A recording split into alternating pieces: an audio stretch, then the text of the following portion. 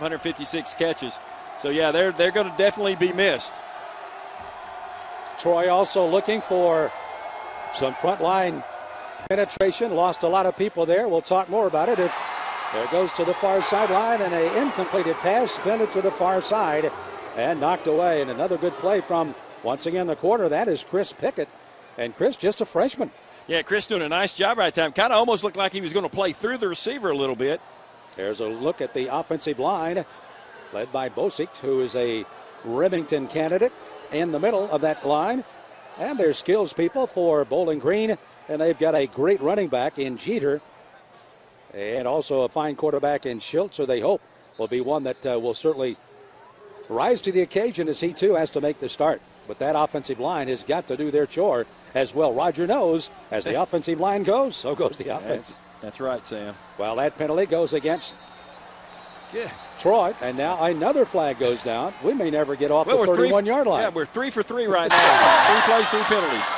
Prior to the snap, false start, number 72. 5-yard penalty, still first down.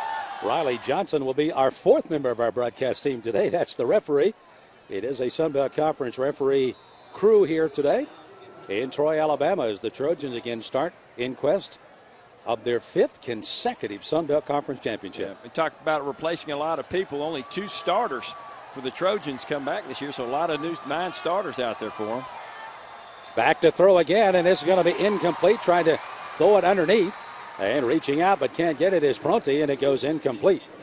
And actually that was Wiley. That was Calvin Wiley. That would have been an interesting catch. Wiley, who's in his 6th year because of injuries, that would have been his first catch as a senior. You know, it's interesting. You talk about the receivers and experience and inexperience. We talk about the inexperience of both teams on starters. The receivers for Bowling Green, they got more experience than NFL guys as far as age, but they haven't much game experience. By the way, we have now found out that the down marker does have a 2 on it. There we go. As it's now 2nd down and 15. Out of the shotgun. Pass going to be complete this time to the far side of the 35. It won't be enough for the first down, but a good grab over there by Kamari Jordan. The young man out of Philadelphia makes the catch. And, of course, Bowling Green's coming out throwing. We talk about Schilt coming in here and just doing a good job, a new quarterback under center or in the shotgun, and he's really coming out humming right now. By the way, you saw number 56 helping to finish that play off. That was one of their linebackers. They lost a couple of great ones, of course, in Boris Lee along with Bear Woods, who was a member of our all-hair team, by the way, for the Sun Belt Conference last year. But nonetheless, they are gone, and they're looking at 2 new linebackers. They do have their 3rd one back. That's Daniel Sheffield. False start, 77, 5 yards. Is this the 4th penalty already? Yeah, it's 3 on Bowling Green and 1 against the Trojans. We thought Barnes' 156 catches in the season was an amazing record. We may have more penalties than plays in this game. You know, in talking to the Trojan coaches, both on the offense and the defensive side as well, Jeremy Rao, the defensive coordinator, said, hey, I've got some guys that played a lot of snaps last year because we had some games we could get them in, but until they get that first pop, he said, I'm not really sure in a new year. It is a 3rd down and 10. Here's the pass. That'll be incomplete. Little incidental contact upfield that time, but it goes for naught as it is knocked away. And McKissick comes up on the defensive coverage there, and it's going to bring up now a 4th down and kick time here for the Falcons. And this also will be a brand new situation in the fact that Cornelius Williams was a returner last year. Well, they've got their best player back there now. That is Jarrell Jernigan, a 4.28 sprinter, is going to return kicks, both on both the kickoff and the punts. Oh. This one coming up. He does have it on the catch and takes it out to the 42-yard line. Yeah, it was a little one of those little sidewinder kicks and little soccer-style kick, and just went down the field. Thought it was going to hit one of the Trojans, but Jernigan does a nice job picking it up. And, of course, here's the big question. Who's going to come out of the huddle? Look at all the team coming out. Who's going to be the starter coming in? And a lot of people think the first guy to get the snap at quarterback is going to be Jarrell Jernigan out of the gun. That's what a lot of people thought, but it looks like. Well, it's going to be Robinson. Yeah. Corey Robinson will be the man.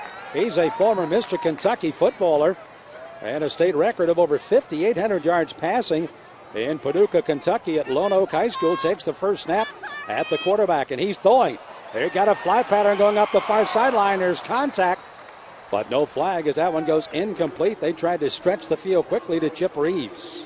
Well, I saw him on the sideline loosening his arm up, and that's a nice way to loosen it up. Just throw a nice bomb on the first play. Nice protection by the offensive line, and giving him plenty of time. Robinson right there just airing it out just a little long.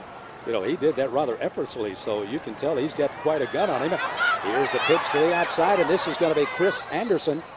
Anderson, another one of those great stories here. He started out at Troy. One of his high school classes did not transfer, so he was ineligible, stayed that year. They once again had an opportunity to send him to Hutchinson Junior College. He got his grades in here, got his game back, and now he's back there with Harris and Southward. They've got three excellent backs here at Troy. Yeah, and then, of course, when they go short, they got DJ Taylor that just pounded on them. It's a third down. They've gained 3 on the previous 2. Here's a little pass over the middle. That one's going to be incomplete. They try to get it underneath, trying to get it to Jernigan, but it was knocked away, and it's going to incomplete, bringing up a 4th down and kick time now for the Trojans. Champ Fells that time, the linebacker for Bowling Green, gets a little bit of pressure. Fells, by the way, is a brand new linebacker as they're starting 3 new ones on that side. He, by the way, is kind of like they're pat you on the butt and then slap you on a helmet guy. He's the guy that's trying to get them all fired up in there. The coach is very happy the way he has kind of risen to the occasion, the 5th-year senior taking control. Well, your name's Champ. You got to act that way. Absolutely. This is Groggins getting it off, and a booming kick. Look at this, baby. That's going to be fielded all the way back at the 7-yard line as he gets a boomer out of there. That one coming from the 45-yard line on the other end, and again fielded at the 7. So it'll be 1st and 10 for Bowling Green after neither team is able to get anything going. Nothing going in the first quarter.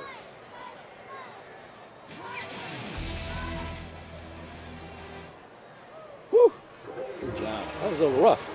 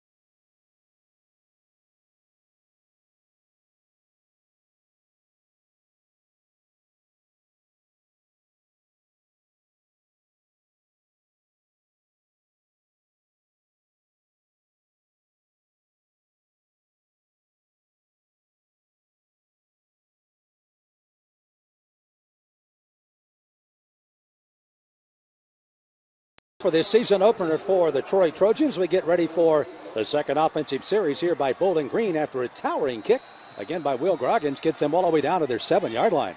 Yeah, I think they had, 3 plays and 3 penalties that first series. Let's see what they can do now as their quarterback, for the first time, that Schultz is under center. And a little stretch draw gives it to their 1 back. And that, of course, is Jeter. Willie Jeter is small, but very agile back at 5'7", 176, gets no further than the line of scrimmage, and that's all. Yeah, Willard Ross, a strong safety that time, kind of came up and played his gap nice and was able to make a tackle as they spilled it to the outside, and it's exactly how you draw it up. Nice job right there by the defense. First piece of him came from a young man with quite a pedigree from the Massaquoi family. That, of course, number 94, Jonathan Massaquoi. 94, let's see, DeMarcus Ware wore that here. Can he be the same type? Who knows? And DeMarcus Ware is supposed to make an appearance here today. Wow, that would be tremendous. The Dallas Cowboy top draft choice, 11th pick overall in 05. And quickly, Bowling Green goes back to the well and get a nice little pass out to Jordan. And that may be enough for the first down. They're looking at it right now. They got nice protection right there. Gets a nice little rollout. The receiver just does a little stop and shows the number to the quarterback, and quarterback does a nice job of getting it to the receiver. They're going to bring the change out on this one. By the way, that stop was made by Donnell Golden, young man out of Quitman, Georgia. Tragic story. His older brother John was shot to death in their hometown.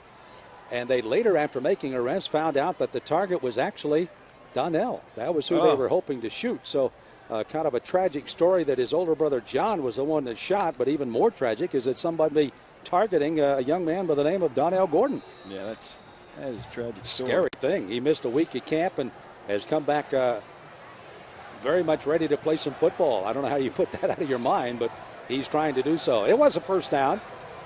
And the Falcons have 1st and 10. They've moved the ball out to about the 18-yard line. Long count. Swings it to the far side, and they've got some guys that can catch the football. As another catch by Jordan, and flags go flying after some contact out beyond the line of scrimmage. Yeah, left cornerback there, Chris Pickett, just got a little excited. Receiver's kind of going out of bounds and gave him a little hello to Troy hit. Late hit out of bounds, personal foul, number 27. 15-yard penalty tacked on to the end of the run. Automatic first down. And he's clearly out. Just a hello. Not much of a question there. No. And listen, young, inexperienced guy getting in there, they're excited. I mean, you're going to make those kind of mistakes. And you saw a lot of the mistakes by Bowling Green in their first drive, kind of jumping offside. So a lot of new starters in there, a lot of people first game of the season, maybe a little excited, a little nervous.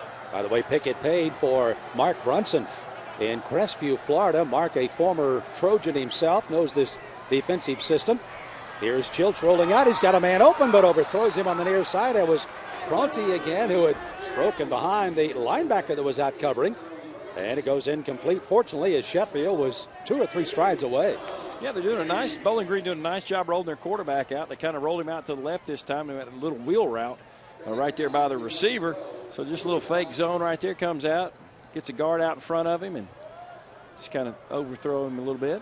You know, as you look back to Sheehan with that great year he had last year, and of course some new quarterbacks, Dave Clawson, who of course has been a head coach several different places, is known for building quarterbacks. And this young man, I know, as he grounds the football and flag goes down, intentional grounding, I'm sure, because he was going to be definitely whacked pretty good before he got that one away. Yeah, Troy did a nice job of getting pressure on him. Of course, a lot of that pressure came from Daniel Sheffield, one of the returning starters for the Trojans. And there he is. And he said, oh, hey, let me get rid of this thing.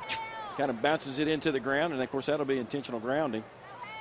There is a Trojan player down right now. I will not speculate as to the numbers. You see him on the pit of his stomach there. There you see the young man being attended to here. Intentional grounding, number 7, offense, also down at the spot of the foul, 3rd down. Johnny Thompson, number 33. He's a freshman redshirt out of Valley, Alabama High School. As you take a good look at a man that has spent 20 years as the head coach here, that, of course, Larry Blakely. Let's see if we can see the injury here. Can't really. It kind of looks like he got rolled over the pile. His leg caught in the pile. And actually one of his own players. There's a good look at Coach Blakeney. Coach, of course, all-time winning coach here at Troy with 153 wins to his column. And as they take a look at Thompson, let's take a timeout. We're opening the season, and right now mostly penalties has punctuated this one. No score. Bowling Green and Troy on the ISP Sports Network.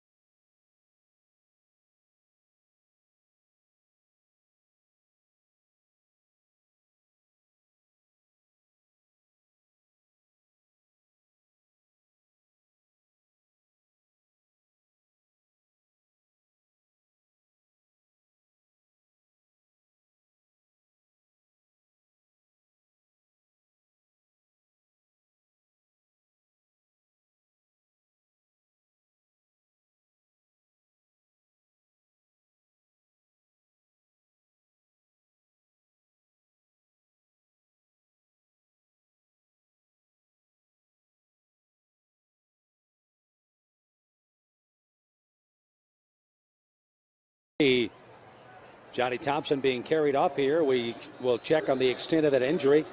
And with looking for new bodies to step into vacant spots, you can ill afford to lose a guy like that. Looking for some new linebackers after losing Lee along with Woods last year. Bowling Green back to the attack. Schultz over the middle, another completed pass as they're just kind of picking the middle. And one of the guys that's having a great day, he apparently has kind of taken over for Barnes. And this once again is Jordan. That's his third catch of the day.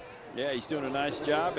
He does a nice job of settling right there in the zone in between defenders. And Schultz does a nice job of just getting the ball to him. Over the linebackers and underneath the secondary. Matt Schill, his senior year out in Arcadia, California, passed for 3,200 yards, 31 touchdowns, a red shirt. Of course, playing behind Sheehan. They didn't need him last year. Now he's getting his opportunity. Aaron Pencrass was the only other quarterback to play last year. False start, 82, offense, 5-yard penalty, still first down. Fifth penalty call against Bowling Green, back to Pencrass. He was the only player that played last year and threw 13 passes. Sheehan, of course, playing the rest of the way. So they're definitely looking for someone to step it up. And Schultz, in practice so far, has been their main man. He's looked good so far in this game. 10 minutes to go. First quarter, no score. Neither club really generating much offense. This is the deepest out of their own territory that Bowling Green has gone, and Troy has been unable to go more than 3 and out. Here's Jordan, had his hand on it. That one was up for grabs, and 1, 2, 3, 4 players had at least maybe a piece of that. Yeah, it looked like Willard Ross, the strong safety, kind of almost got over and got that thing up as that ball just kind of hung in the air. And you see Schilt out here to come throw it, just kind of bobbles up. No, give me. Just falls to the ground, but good effort by. Wow, that was quite good. As once again, Bowling Green goes to Jordan, and he just couldn't hold on to that one. Second down, 15. Schultz standing just outside his 40. One lone running back, Jeter. He was a good receiver last year. They throw this one underneath. And intended receiver is Calvin Wiley, but that'll be in the dirt. Actually, Proti was the intended receiver. Wiley was the one that was leading him on the far side. Yeah, it was interesting on that route. Of course, they got their feet tangled up with the defense back, and sometimes when the officials see that, they may call pass interference. But good job of a no call. Just the defensive back and the receiver got their feet tangled up. And we can hear the crowd coming to life as the defensive bell is sounding here at Troy. Third down and 15. Good look at Schultz. Redshirt freshman with a little pressure on him early in the first quarter. Plenty of time to throw, and does over the middle. That's going to be complete. That'll be enough for a first down. Boy, did that hurt, as just in front of McKissick, they make a great catch. And another first down here for Bowling Green. Yeah, and a nice job by the receiver, running deep enough to make sure that you got enough yardage for the first down, and then just nice throw by the quarterback laying it in there. Proti along with Jordan are their 2 top receivers of this day, as Schultz has found a couple of his favorite targets here early. 1st and 10 at the 36. Fake handoff to Jeter. They're happy to throw, and they are. This will be incomplete. McKissick was the closest of the receivers as they were trying to get the little corner pattern going that time to Jordan. Yeah, tried to run a little play action on the first down to try to get Troy to bite on it. They weren't biting on it. And I mean, really, Bowling Green hadn't done much throwing. Right there's a little play action right there, and hoping they'd bite. And Troy all over that one. Good coverage that time. You saw Ross along with McKissick were both there. And again, the pass too far, and McKissick actually was the closest as he had run the route with the receiver very well. Second down. 10 yards to go. There's a little stretch throw to Jeter. Look out! He is gone. Jeter scores for Bowling Green. That one hurts. Yeah, just a little zone play right there that you're going to get out of the spread offense. A little zone to the left, and he just found a little gap, I think, between the tackle and tight end, and you'll see it right there. Just got a nice little lead block by another back, and just takes it up the. Doesn't even look like he was touched. So Jeter, who scored 9 touchdowns a year ago and 705 yards rushing, gets 36 yards there and a touchdown, and Bowling Green now looks to add the extra point. Jerry Phillips trying the extra point. And it is up. The officials say it's good, and it is. 8 minutes and 54 seconds left to go in the opening quarter. Bowling Green has come to Troy and have taken an early 7-0 lead on the Trojans on the home opener on the ISB Sports Network.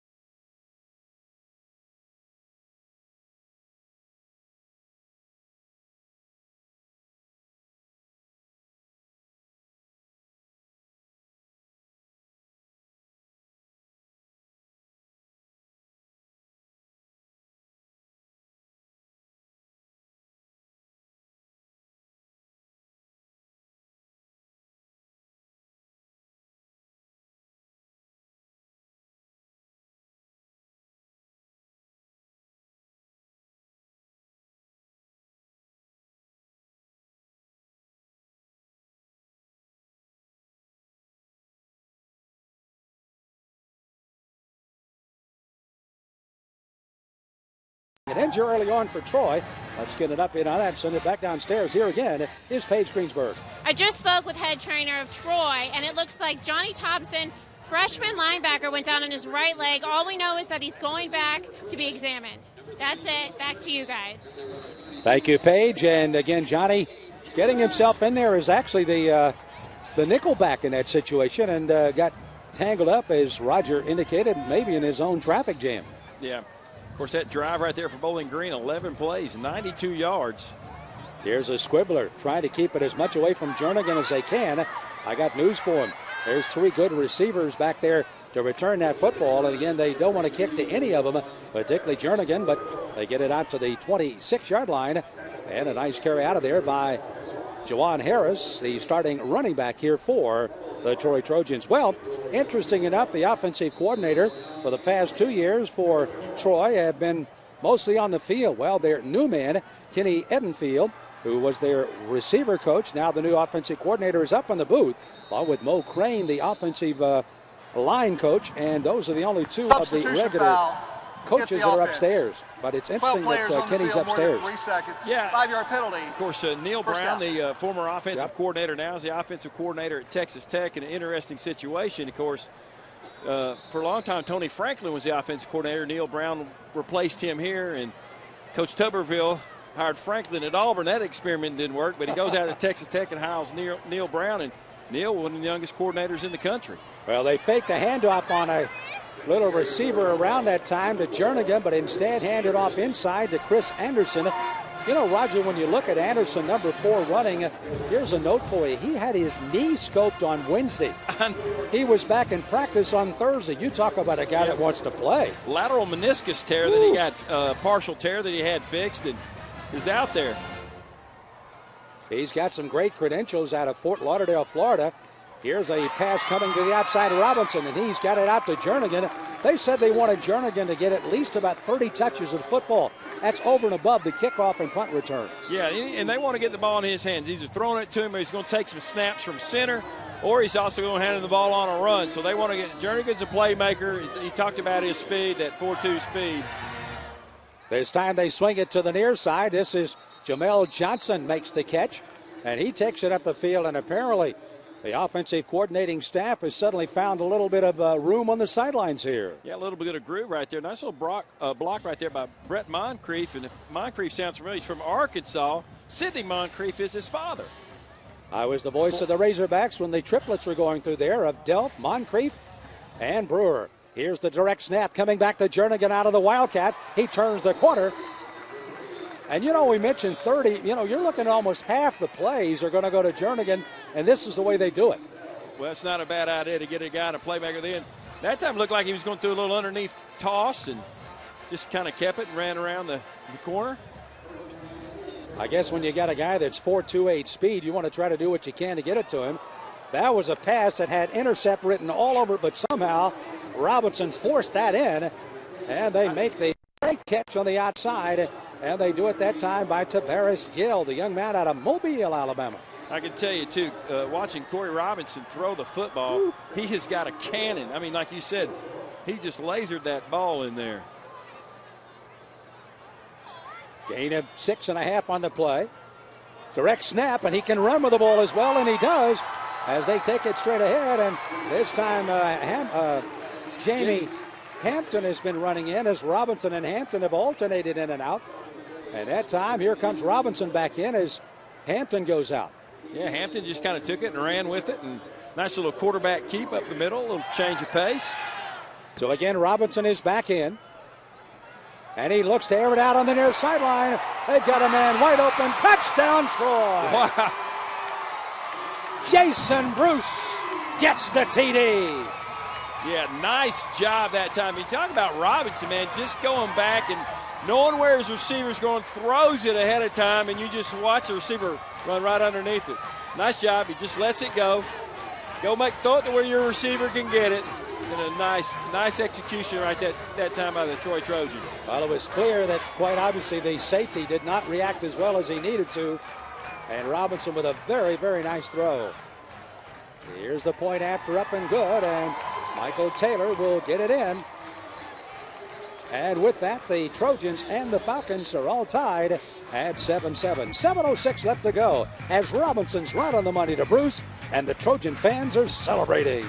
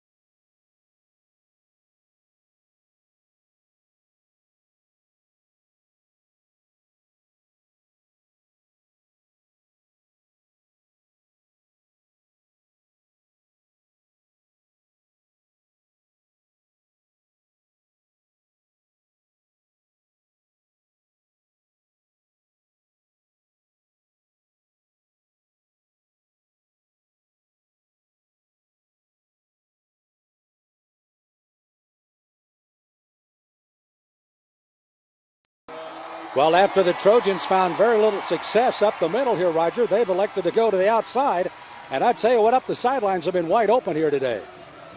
Yeah, and you see Corey Robinson kind of come in and kind of get comfortable now. You know, he's started the game, his second possession, come in, feels comfortable, making the completions, and he's really done a nice job.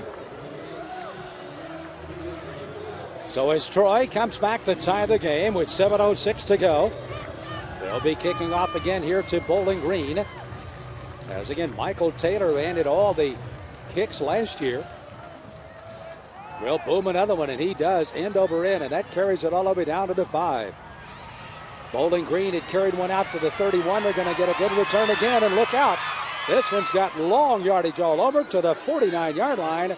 And a guy that has really been already a thorn in their side tonight, that's Fronte, brings that all the way out to the 49 of Troy. And Willard Ross makes the stop on that before the kicker almost had to make the stop on that. By giving one more yard to the 48-yard line, and that's where it'll be 1st and 10 for the Falcons. After, again, this excellent run back of 47 yards. Out of the shotgun. Schultz gets a audible coming from the sideline. There's a little delay going to Jeter. And you have an idea here, Roger, that after Jeter stung him for 36, they're going to watch him pretty closely the rest of the way. Well, you know what they did on that play right there is the quarterback kind of kept it long in the stomach of the back and was reading the defensive end to see where he was going to go. So a little bit of a delayed read on that, but nice tackle right there by Tony Davis. Davis makes a stop after a 2-yard gain. 2nd down and 8. 4-3 alignment for Troy. Direct snap. Schultz forced out of the pocket that time by Massaquoi. Massaquoi continues to chase, but Schultz gets it off. And it's going to be complete up the far sideline. Now they rule it was out of bounds. It was complete to Bear. Alex Bear out of Pickering, Ohio. And it's incomplete. Brings up 3rd down and 8 yards to go. Schultz did a good job of getting out of trouble because Massaquoi had him in his sights. Well, yeah, he dialed him in, and, you know, they've been rolling him a lot, trying to get him outside, and I guess, you know, he's not a very tall quarterback, so that's what you want to do is be able to move him out of the pocket. 6'2", 212. Several new quarterbacks getting their christening today. Of course, down in Florida, it took them a while to get going with their new man, but they finally came with a big one as this is Schultz, dives and slides for the 1st down for Bowling Green. And the defense side, Jamie Rowell of Troy, they're having trouble kind of figuring out exactly what to do with this kid right now. Yeah, he's come out. He's not been flustered, a new starter, and right there he just kind of takes what the defense gives him. He knows he's got a 3rd down situation. He knows where the 1st down marker is and does a smart move and slides. He was out at 3rd, by the way. I don't know if you know. Yeah. Tony Davis, by the way, who made the last stop, making 2 previous ones, so he's got 3 tackles for today. And, of course, getting some play time now with Johnny Thompson being injured early here in this 1st quarter. There's another one of those stretch draws. This is Jeter. Jeter makes his own moves that time, gets it to the 31-yard line. Nice little spin move by the little guy out of Miami, Florida, one senior high school down there. It's a big power set for them. They had 2 tight ends that time and just kind of hey, everybody, all the offensive linemen, tight ends, take a step to the left and let's see what opens up. And Jeter does a nice job of reading it and finding the hole. By the way, Jeter out of Florida. Troy has done a very good job recruiting Florida. 26 of their players from there, 25 from Georgia. Of course, top heavy with Alabama. They've got 60 of their players on their roster from Alabama. 2nd down, short yardage. Under center, Schultz back to throw. Time over the middle. It's going to be incomplete as that one was defensed very well. And again, McKissick came up to knock that away. The young man from Phoenix City, Alabama. And at 6'1", 214, that free safety senior made a great play. They did a really nice job. Right? Little play action pass off that run they ran earlier, and Schultz just throws it down the field. And you can see where he got it in between two defenders, but good job by McKissick coming in and knocking it out. And McKissick wasn't supposed to start, this week. Yeah, Mousen was until the injury, so he's done a really nice job of stepping up and filling in. Another player's done a good job already is Dante Ponter, number 35, who has been in and out of that defensive secondary for Troy. This brings up a 3rd down. The important play as Jeter gets away from one man. He'll have the 1st down and more, and all the way down to the 15-yard line. Boy, that play was going to be stuffed at the line of scrimmage, but those quick feet got him outside for the Falcons. Yeah, Jeter does a nice job. It looks like he's going inside. He just sees a little green outside and bounces outside. As you said, he kind of broke a tackle right there in the middle. It was a little arm tackle, but nevertheless, quick feet got him outside and picked up the 1st down. So as Jeter gives the Falcons again another opportunity to knock on the Trojan door. 1st and 10. There's a little slant to the outside, and that defense felt well. Then it gets away, and there's a scramble as they tried to run it over the middle after the catch on the sideline. And again, it'll be a loss on the play. They'll get it back to about the 17-yard line now. Yeah, it wasn't had a lot of people lined up in the boundary, right? 3 receivers to the boundary side, not a whole lot of space to move in there, and a nice job, of course, that time by 19 Jimmy Anderson. They lost a yard on it, 2nd down and 11. Just under 4 minutes to go, 1st quarter, tied 7-7. Bowling Green visiting Troy. Matt Childs listed as the 5th highest player to sign to a non-BCS team, and he gives the swing to the outside, and they're going to try to run it down into the end zone, and they get close with Pronti once again getting it down. 1st and goal to go. Yeah, that time they kind of just ran a little reverse right there to the receiver. The receiver around, and good tackle right there, saving a touchdown right there. Willard Ross coming in, sticking his head in there, and there's a missed tackle on the end right there. You know, nice angle. They ran that too, Roger, and the fact they didn't swing it outside. It was almost running certainly over the left guard and tackle that time. So it's 1st and goal to go at the 2. They give it to Jeter. Jeter will not make progress this time. Several players had a piece of him before it was finally wrapped up.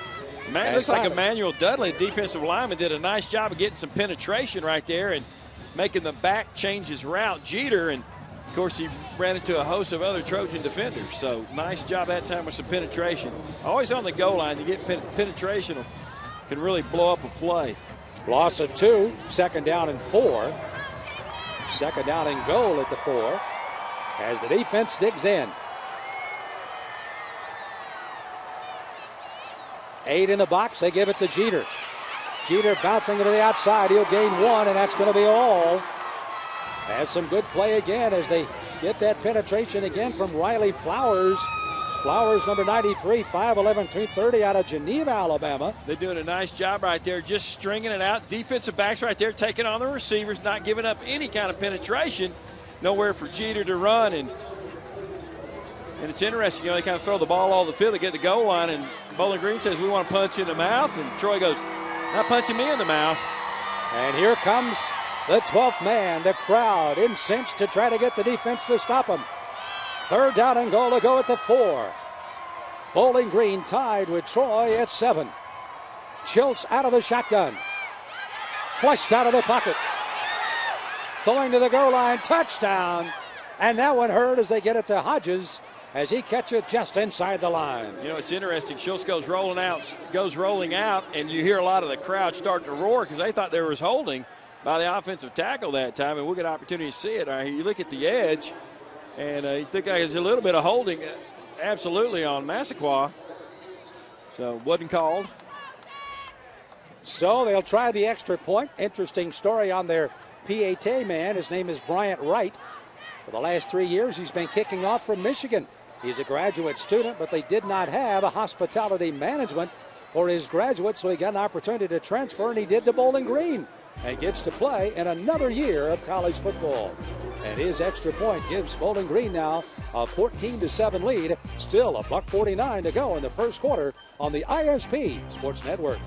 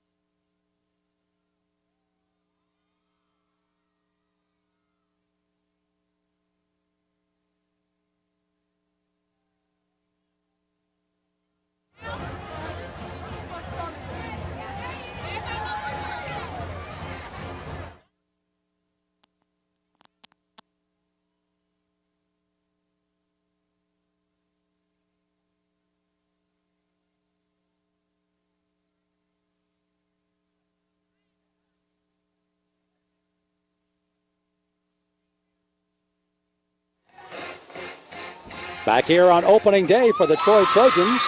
Fans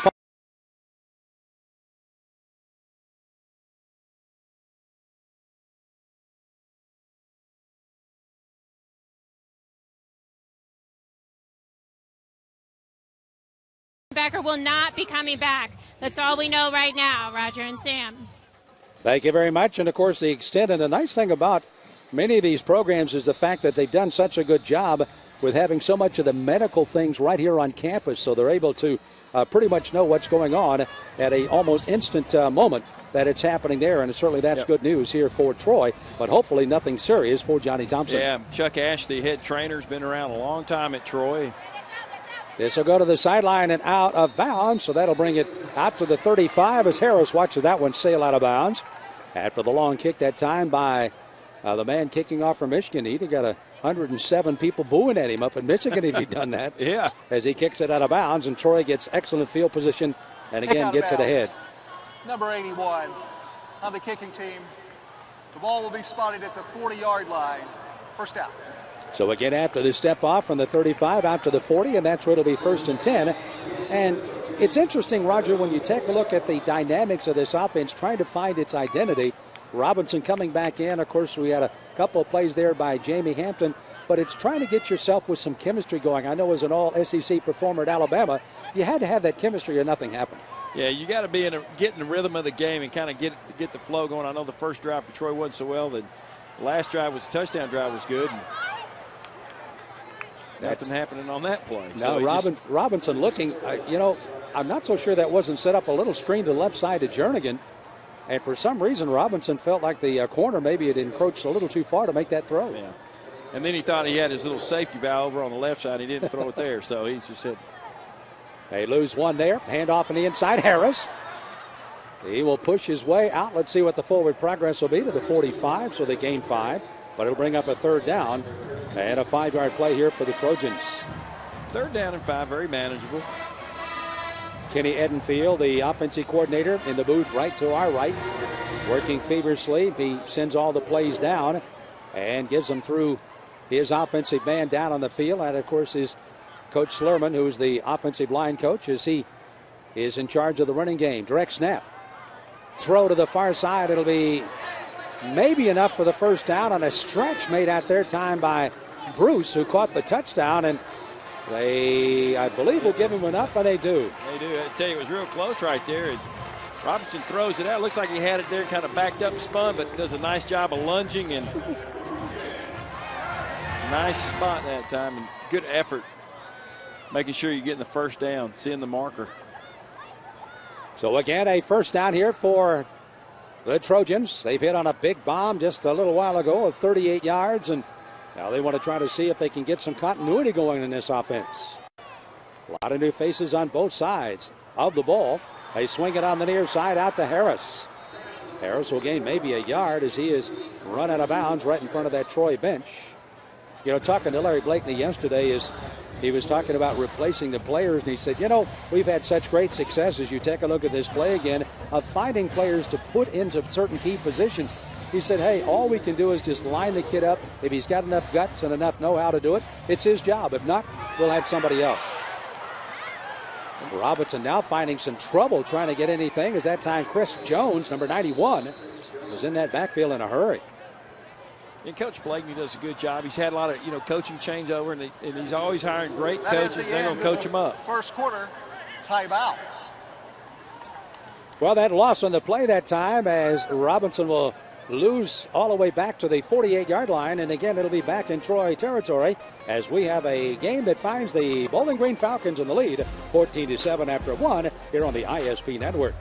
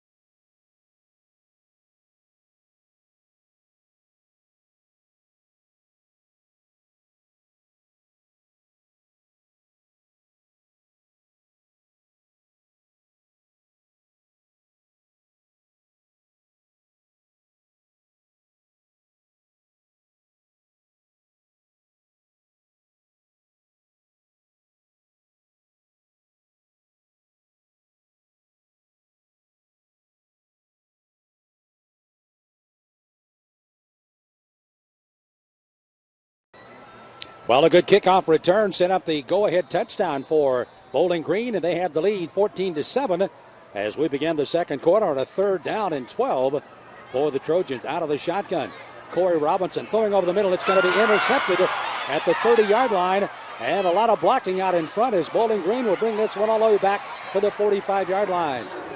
So again, an errant pass thrown by Robinson, and Keith Morgan, who they call one of the most experienced of the defensive backs, makes an intercept of that one and brings it back to the 45. Yeah, had plenty of time that time, just kind of floated it over the middle, and of course he's called the whip. Keith Morgan just comes in and picks it up and picks up some yards, and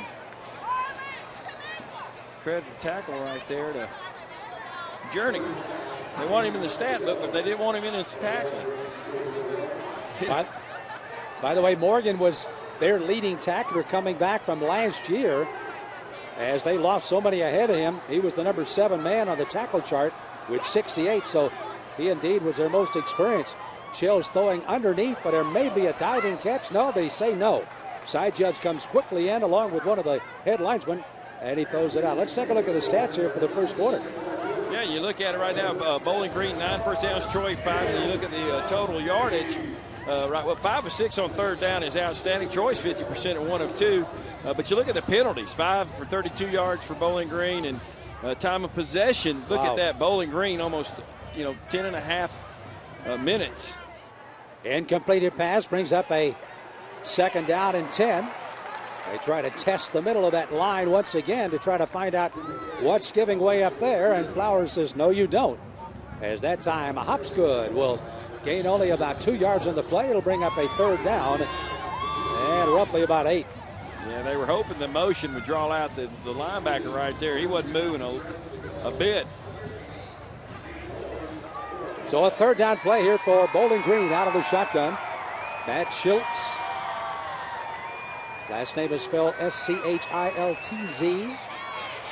Under pressure, he'll try to run out and will get out as the pressure from behind catches up and drops him down. And some excellent penetration that time makes the play as they got Mario Addison. Addison, if you saw at the first of our telecast, the man pumping him up in the locker room. Yeah, and you see right now the defensive ends do a nice job of collapsing the tackles, forcing the quarterback to go inside the pocket, where the interior guys do a nice job of coming in and making a big stop on 3rd down. That's huge for Troy right there. Brian Wright will kick it away to Jernigan. Gets a bad snap and then finally gets a terrible kick out of it. A good one for Troy, as that one will hop out of bounds at around the 39-yard line.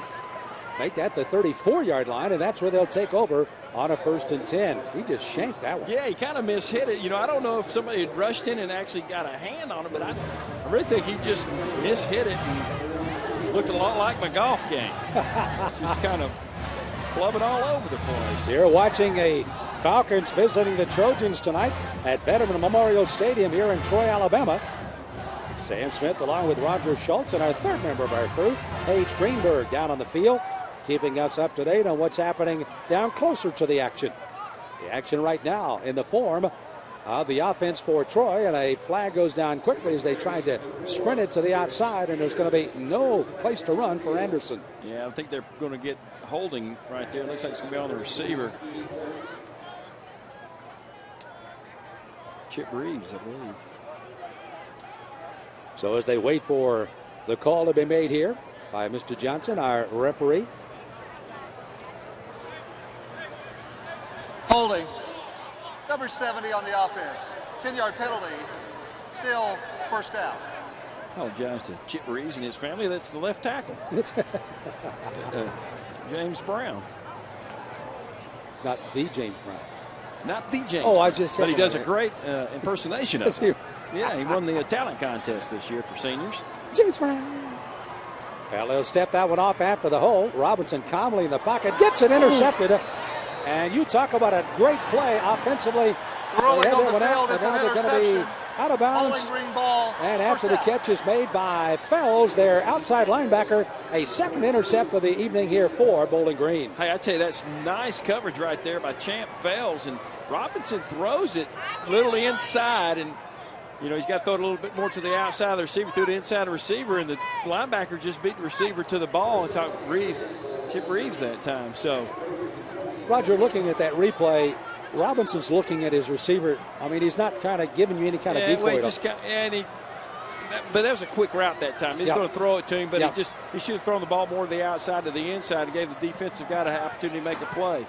So good field position, obviously, here for Bowling Green after that intercept, and a big rush put on Schultz that time, forcing him to throw a little quicker and incomplete. And it'll bring up a 2nd down and 10. That's his version of spiking the ball again. It is. Yeah, but he just didn't do it behind the line of scrimmage. He got a little bit of pressure. He threw it to just an empty spot out in the middle of the field and lived to fight it another day. You know, Roger, they were talking about Massaquoi and Addison. Excellent speed at those defensive ends.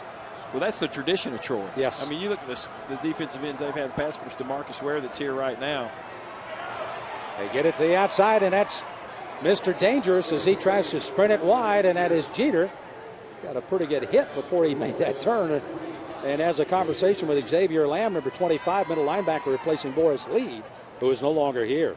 And just a little outside play right there. Look at the ceiling at the end right there. And as you said, nice job. Welcome to Troy. Yeah.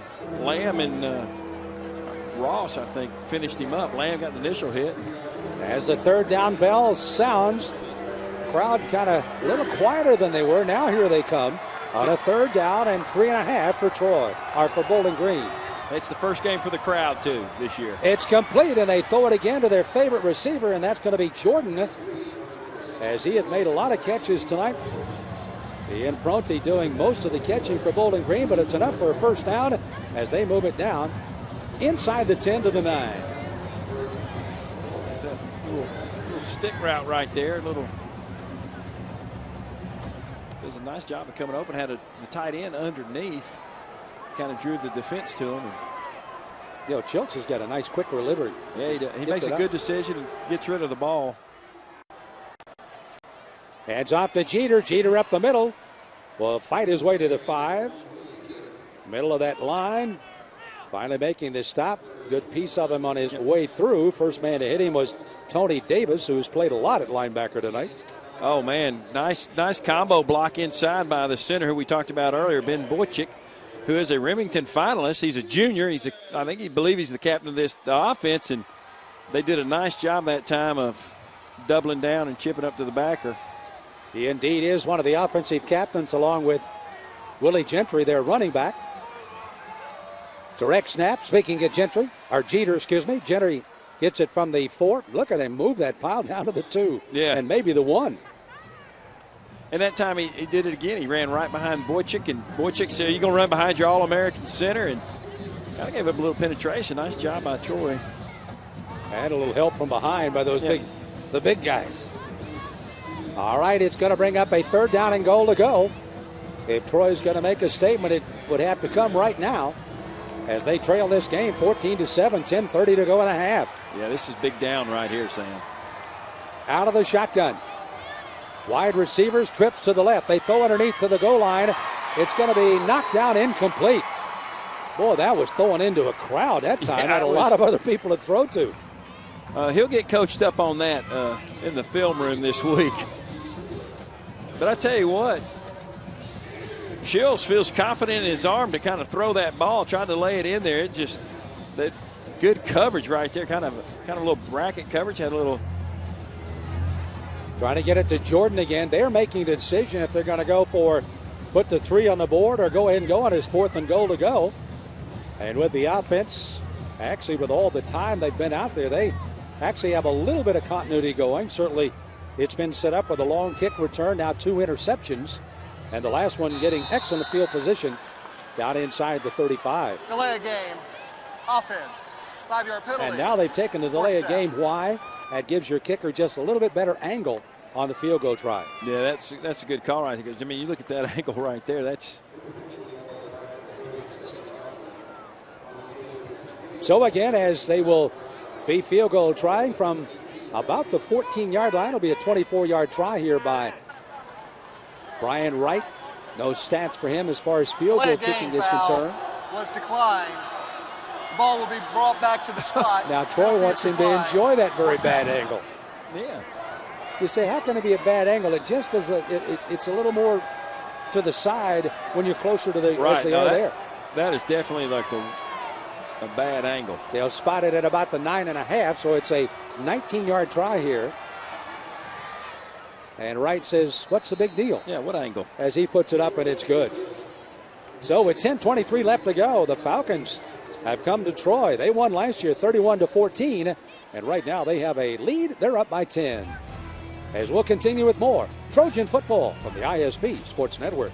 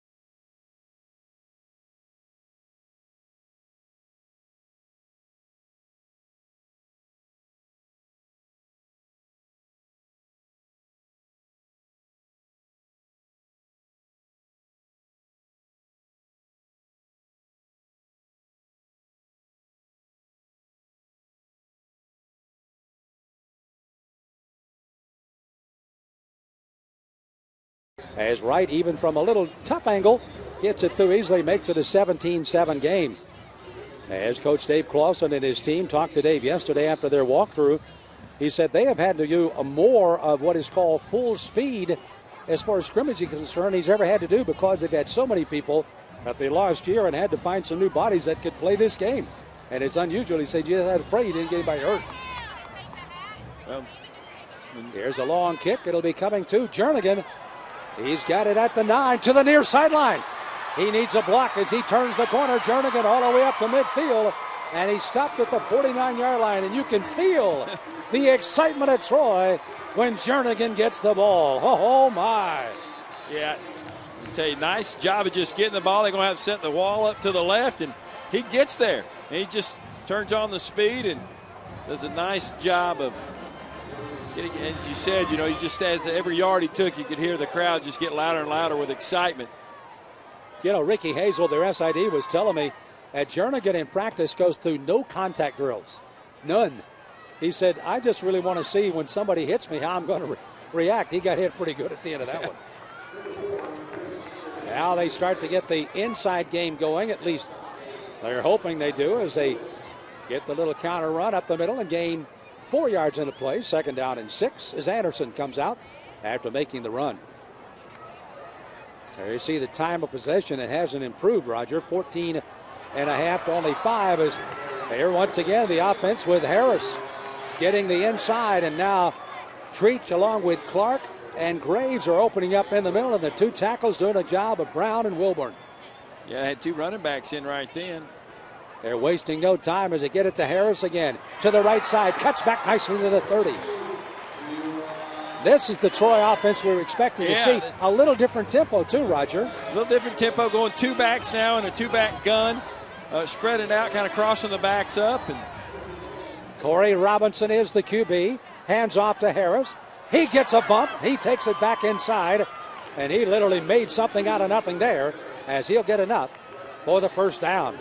Well, we just saw the same play 3 plays in a row. So Troy says, hey, we find something we like. Let's cross these backs up and let's just kind of hit it in the hole and see what happens. And, of course, that was enough for a 1st down. Harris will come out. Anderson will come back in at the running back spot.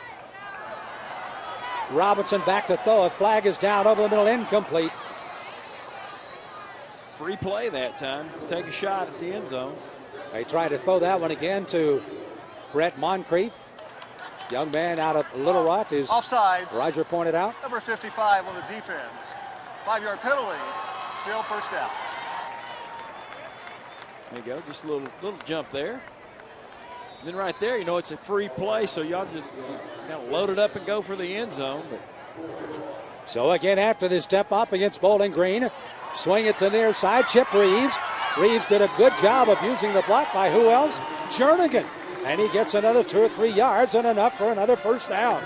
Nice play that time. Of course, they've been running that little cross action with those 2 running backs there. Now they just kind of throw a little bubble screen that time to Reeves, and does a nice job. And like you said, Jernigan does a nice job of occupying the defensive back. Anderson, he'll try the Harris move and gets it down to about the 12. Gain on the yard of about 2, and it'll be a second down at 8. Now they rule it only a yard gain, so it's second down and 9. Look for the quarterback to keep that here next couple plays. Jernigan and Stedman go split to the right side as they're almost squarely in the center of the football field for Robinson. He throws it and gets it to Jernigan. He is quickly hit hard and finally brought down. As again, the first hit put on by Leacock. Young man out of Jamaica, Queens, New York, made the first hit from the safety spot. Yeah, and then that Buck linebacker, Paul Swan, comes in there and gets on him. I love the name for the defensive players for Bowling Green. They got a Buck, a Rover, a Whip, and a Stud. Boy, if you said that conversation in San Francisco, you might get in trouble. Whoa! They got some others out there, yeah. too. Here's the direct snap back to Robinson. Looking again, calmly into the end zone. Oh, no! Wow, nice little wheel route that time to the running back out of the backfield, and just kind of skipped off his hands. Southward had 6 points written all over it in the newspaper tomorrow morning and just couldn't hang on.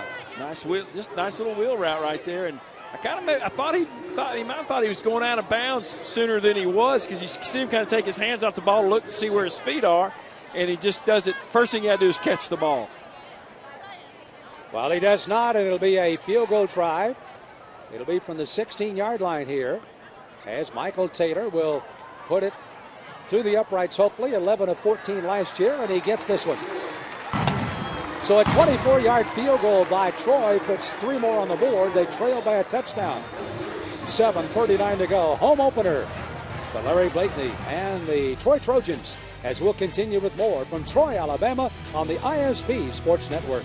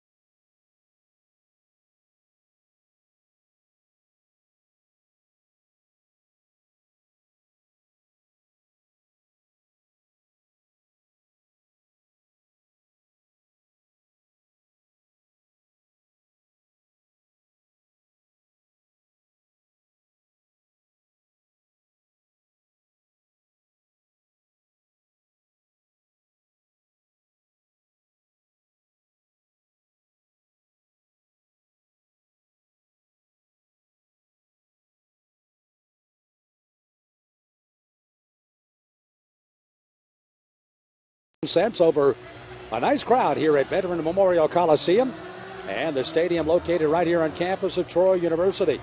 As we're delighted to join you, Sam Smith along with Roger Schultz and Paige Greenberg, who, by the way, will have an excellent halftime for you, and a very special young man will be pointed out as far as what he's done here at the university and also what he's doing for a fallen comrade of his from high school. We're talking about the center, Tyler Clark, and we'll have that at halftime with Paige. Kickoff deep into the end zone, and they're going to try to bring that out of there, and they do with Pronti. He gets it to the 15, to the 20, a flag behind the play as he comes out to about the 28-yard line. Everybody in the stadium on that side from Bowling Green was saying, no, do not bring that out. But he said, I will, and he does. Yeah, you got that about 5 or 6 yards deep, take it out. But they've been having really good kickoff returns tonight, so why not take a chance? It looks like Kenorris Davis, linebacker for Troy's, a little shaken up. Block in the back. You mentioned the key word, linebacker. There's another key in the fact they're trying to replace to the goal. First down. So many of the linebackers that they lost from last year, 2 of the big studs.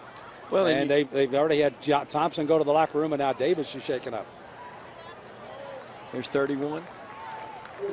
Yep, there's 31 right there. Get a little extra. Not Austin Collier right there. Not. Hi there. Yeah, hey. What's up, baby? Hey. That's not her natural hair color. I know. It's what you used to look like, right? Yeah, when I had hair. Well, a step off going against Bowling Green with 7.5 to go in the second. Backs up the Falcons all the way inside their own 10 to about the 8.5-yard line. Linebackers creeping up on the line of scrimmage a bit. They had a 92-yard drive earlier in the game. They're gonna... Schultz throwing, that one's batted down.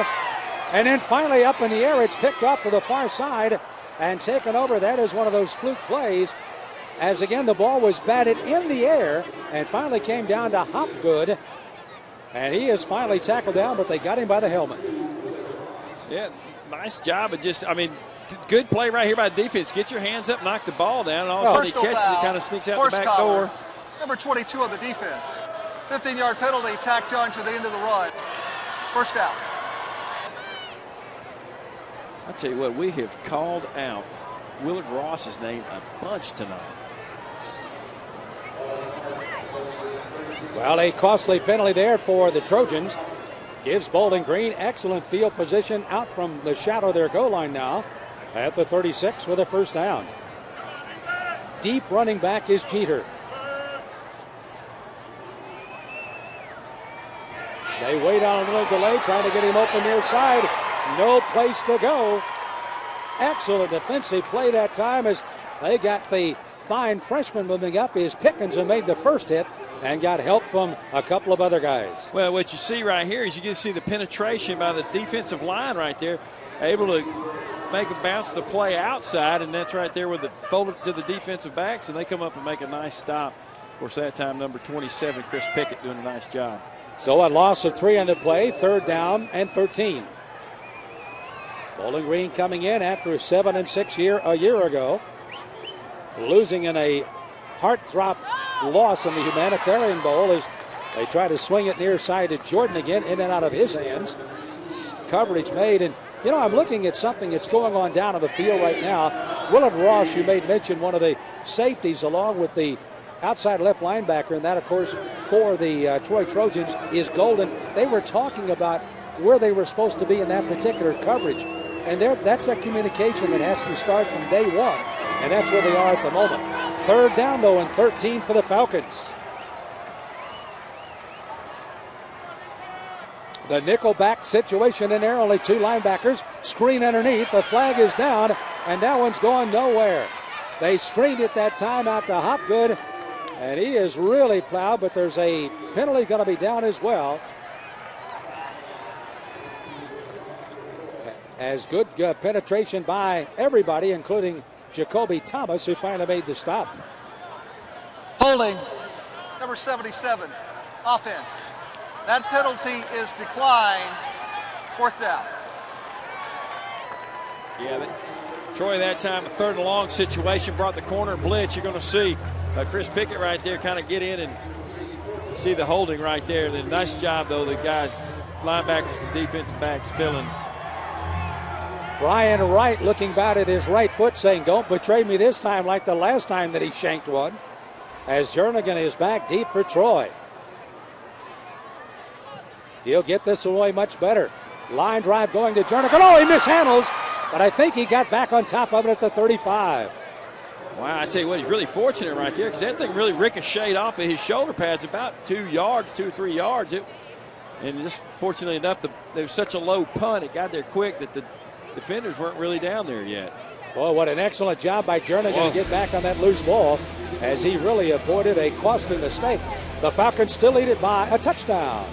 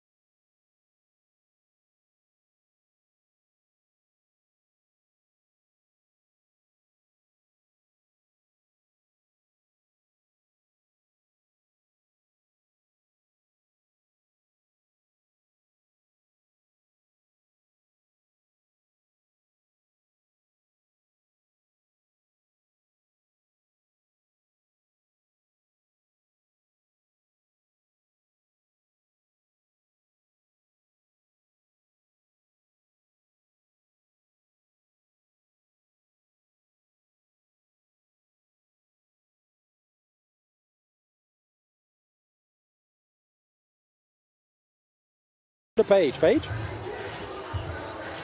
Okay. All right, I just saw offensive line coach John Sharman, and he's focused on telling his teammates that they need to get 3s, not 7s, to win this ball game. Roger and Sam. Thank you, Paige. So they'll try to get 7 out of this drive as they've got plenty of time with 5:54 left to go. Coach Slurman, the offensive line coach, is back in there once again as Jamie Hampton. Hampton, apparently the better runner of the two, as he has been in there on a couple of running plays that times he's been in there. He's running every time he's come in. Of course, they'll pick that up, and we talked about them going to run. We talked about a run with the quarterback, and Jarrell Jernigan's going to get some opportunity under center too. Here's the inside handoff to Harris. Harris will battle to the 45, and that'll be enough for a first down for the Trojans as they'll move the chains. You know, Roger, we saw that last offensive possession for the Trojans. Yes, they got only 3 out of that, but I really like the tempo of that drive. I mean, it's very quick, no huddle type situation. That's they're a fast tempo team. When we talk about time of possession, and really at the end of the day, Troy doesn't care what the time of possession is. They care what's happening on the scoreboard, and they can put points up fast. Robinson back in, dumps it off to Harris. Harris will take it into Bowling Green territory to the 49. Nice little jukey move that time by DeJuan Harris, young man out of Brooksville, Florida. And talking to the Troy coaches, they really do like their running backs. They got 4 of them they feel comfortable using at all times. Gain on the play of 6, 2nd down and 4. Air direct snap to Jernigan. He flips it off, and they will get it out to about the 45-yard line. Interesting out of the Wildcat. Jernigan, who normally carries that ball himself, that time flipped it inside to Southward, and he carries it to the 45, and enough for another first down. Well, trying to give you a little wrinkle, something different off of it, because they get, they usually run the same play. So give it to Southward, who's just as shifty. Back in is Robinson. Corey throws it near side, and it's another first down as they swing it to the near side and get an excellent catch out here. That time by Jonathan Chandler. Chandler, a former high school quarterback, has also taken some snaps out of the Wildcat. This time he's on the receiving end. Well, they can always set a double pass up with him, too. I mean, being a former quarterback. That's true. Good point. Inside Southward. Oh, good change of direction. Southward, very shifty runner. Young man out of Florence, Alabama. A nice job that time of just sticking his toe in the ground and cutting back behind the big blocks. You see they kind of run a little zone, stick your toe in the ground and get upfield and see some green grass. Does a nice job of that right there, reading that play. Good gain of 7. Swings it near side of Jernigan. Jernigan trying to use a block and does, and there's another first down for the Trojans as they indeed try to get 7 out of this drive that would tie them up. Yeah, Jonathan Chandler out there blocking for him. Doesn't realize that Jernigan gets up him so fast. He's got to wait for something to happen, and he needs a go call. Go. Go. Got to holler at him. Go. 1st and 10 to go. Now we have a stop of the action. I believe that Bowling Green is taking a timeout.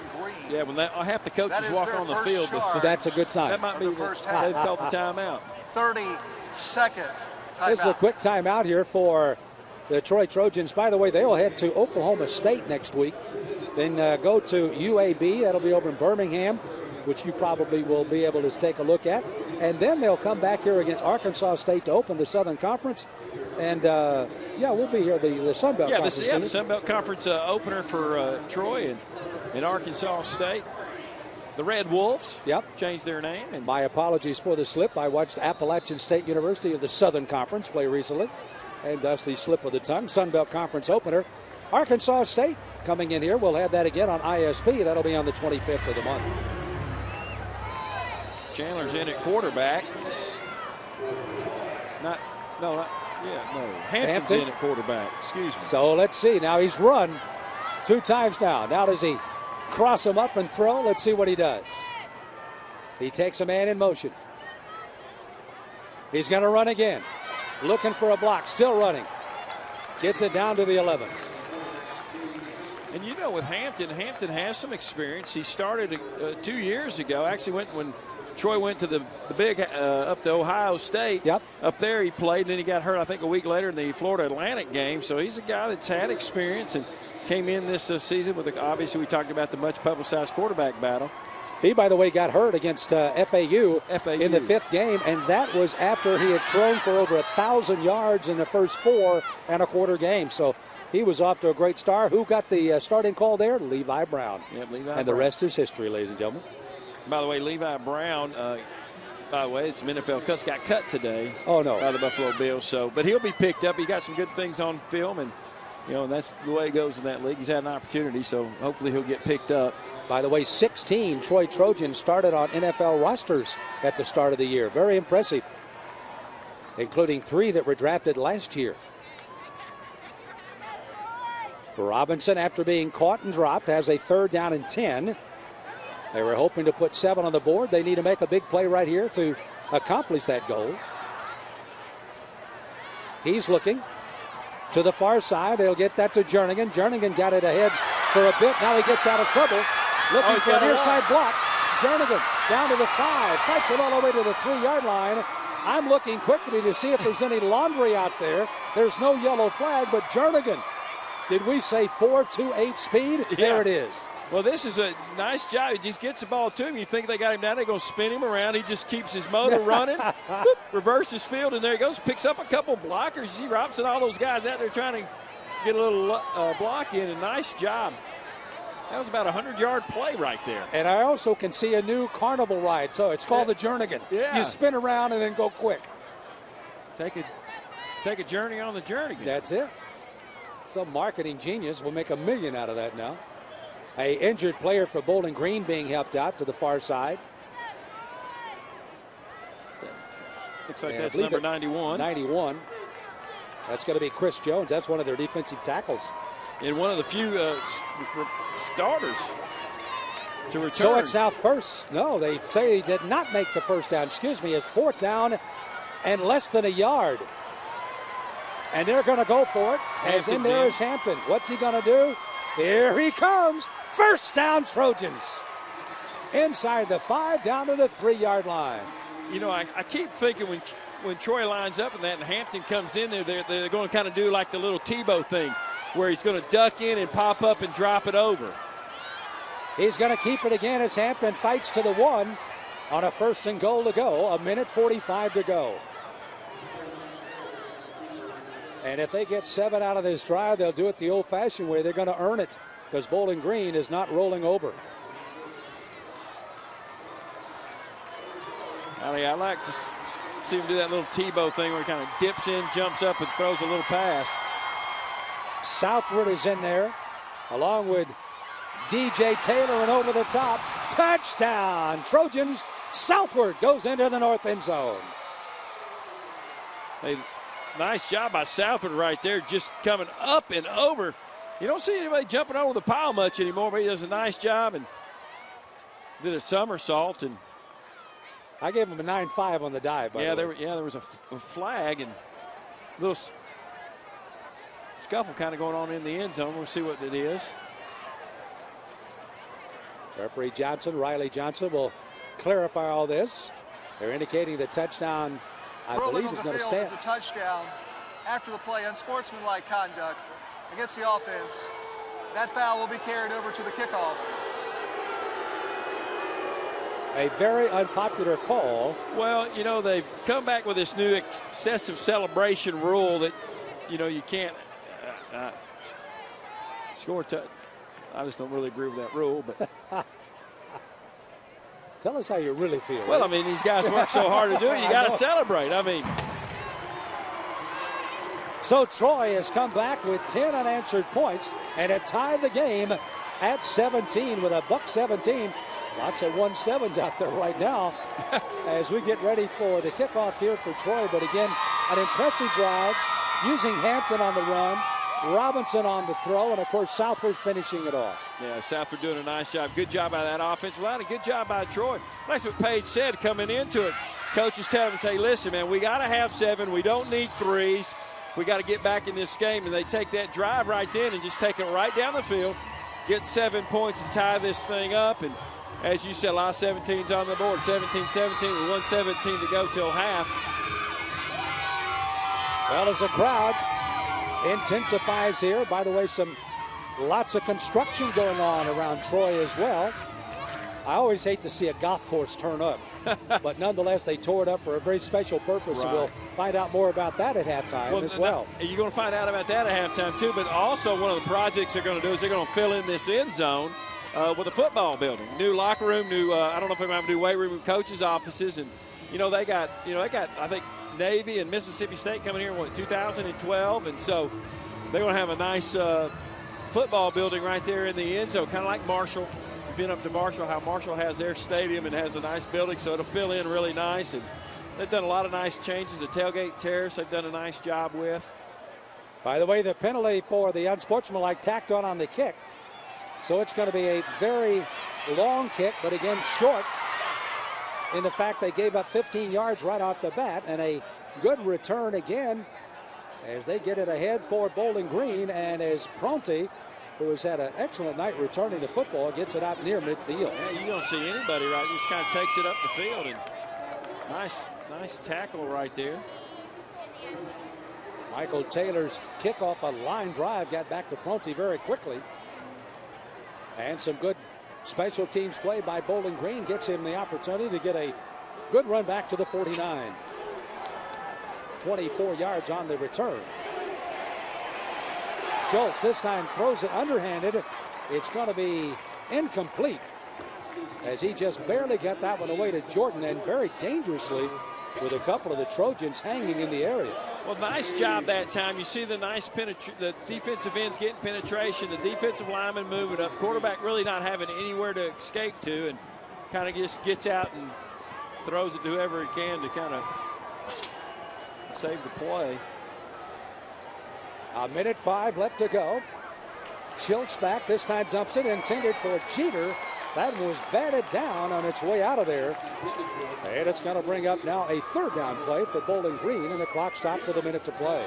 Tried to set up a screen that time and didn't really do a good job of stopping anybody, and Troy's defense does a nice job of picking up at the screen. Once everybody lets you go, nice read by the linebacker that time. Great job by Xavier Lamb on that play of recognizing the screen. So let's see what happens on this third down play. Nickel back set up defensively is there. Schultz throws it near sideline, and before the play can get underway, they had whistled it dead. I think it's motion on Bowling Green.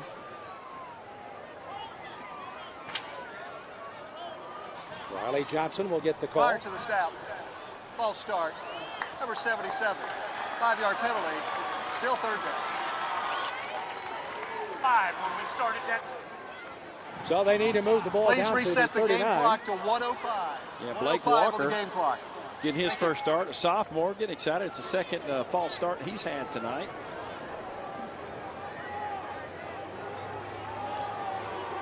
Yeah, we talked about both units really kind of hampered with graduation of a year ago.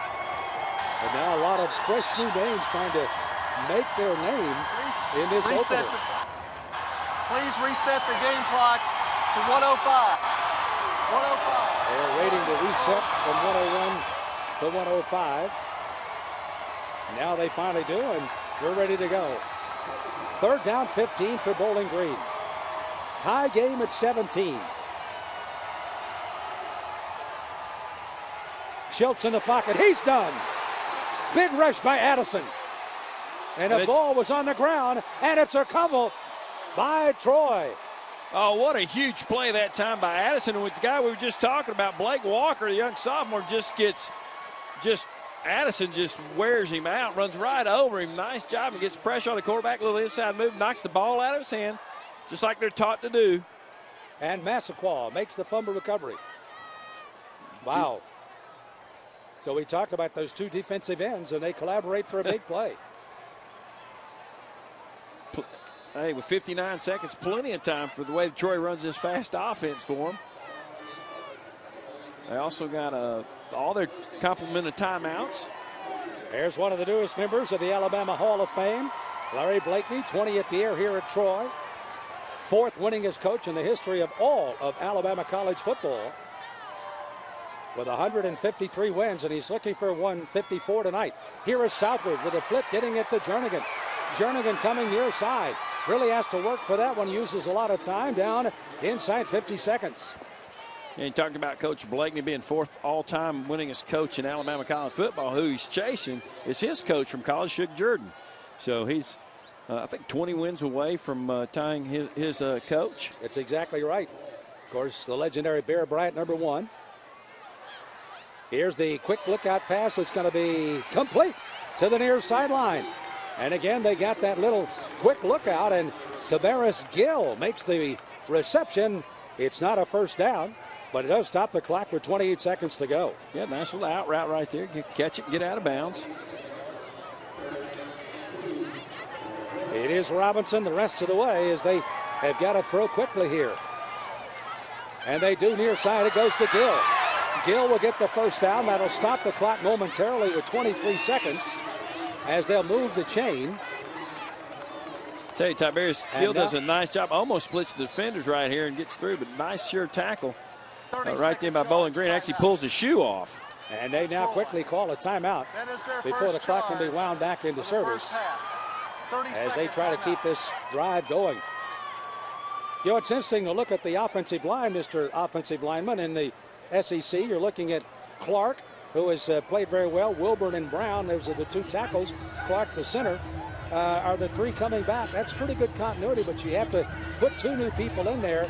Clark, of course, moving from a guard to a center. How difficult of a move was that? I don't know. I had to make that move from guard to center, and I mean, it's a little different. But the thing is Clark, when he was in high school, he was a high school center. So it's probably a little different for him to make the move from center to guard. It's a lot easier making the move from center to guard, but that's what he had to do when he came in. We've got a great story on him at halftime that you're going to hear, but he's back at what he considers his natural position, which is center. So he should be comfortable with it. But you got to realize, when you're in the offensive center at Troy, you actually call the snap count. So there's a lot of responsibility besides calling the plays. You got to call the count. Clark making his 30-second start. Here's in the end zone. It's going to be a jump ball, incomplete. Bruce was trying to go up and get that one and pull it down. The clock stops with 17. By the way, Clark, the center, replaced Danny French, who was a 4-year starter at center for Troy. Yeah. Wow, that was close there. You talk about all your 17s on the scoreboard. We got them now. We're doing it again. Yeah, 17, 17, 17. What time's the lottery stop here in this state? We don't have one. Oh, I got to drive somewhere quickly. I got a lot of 17s, or 1 and 7s anyway. Here once again to throw is Robinson. Plenty of time.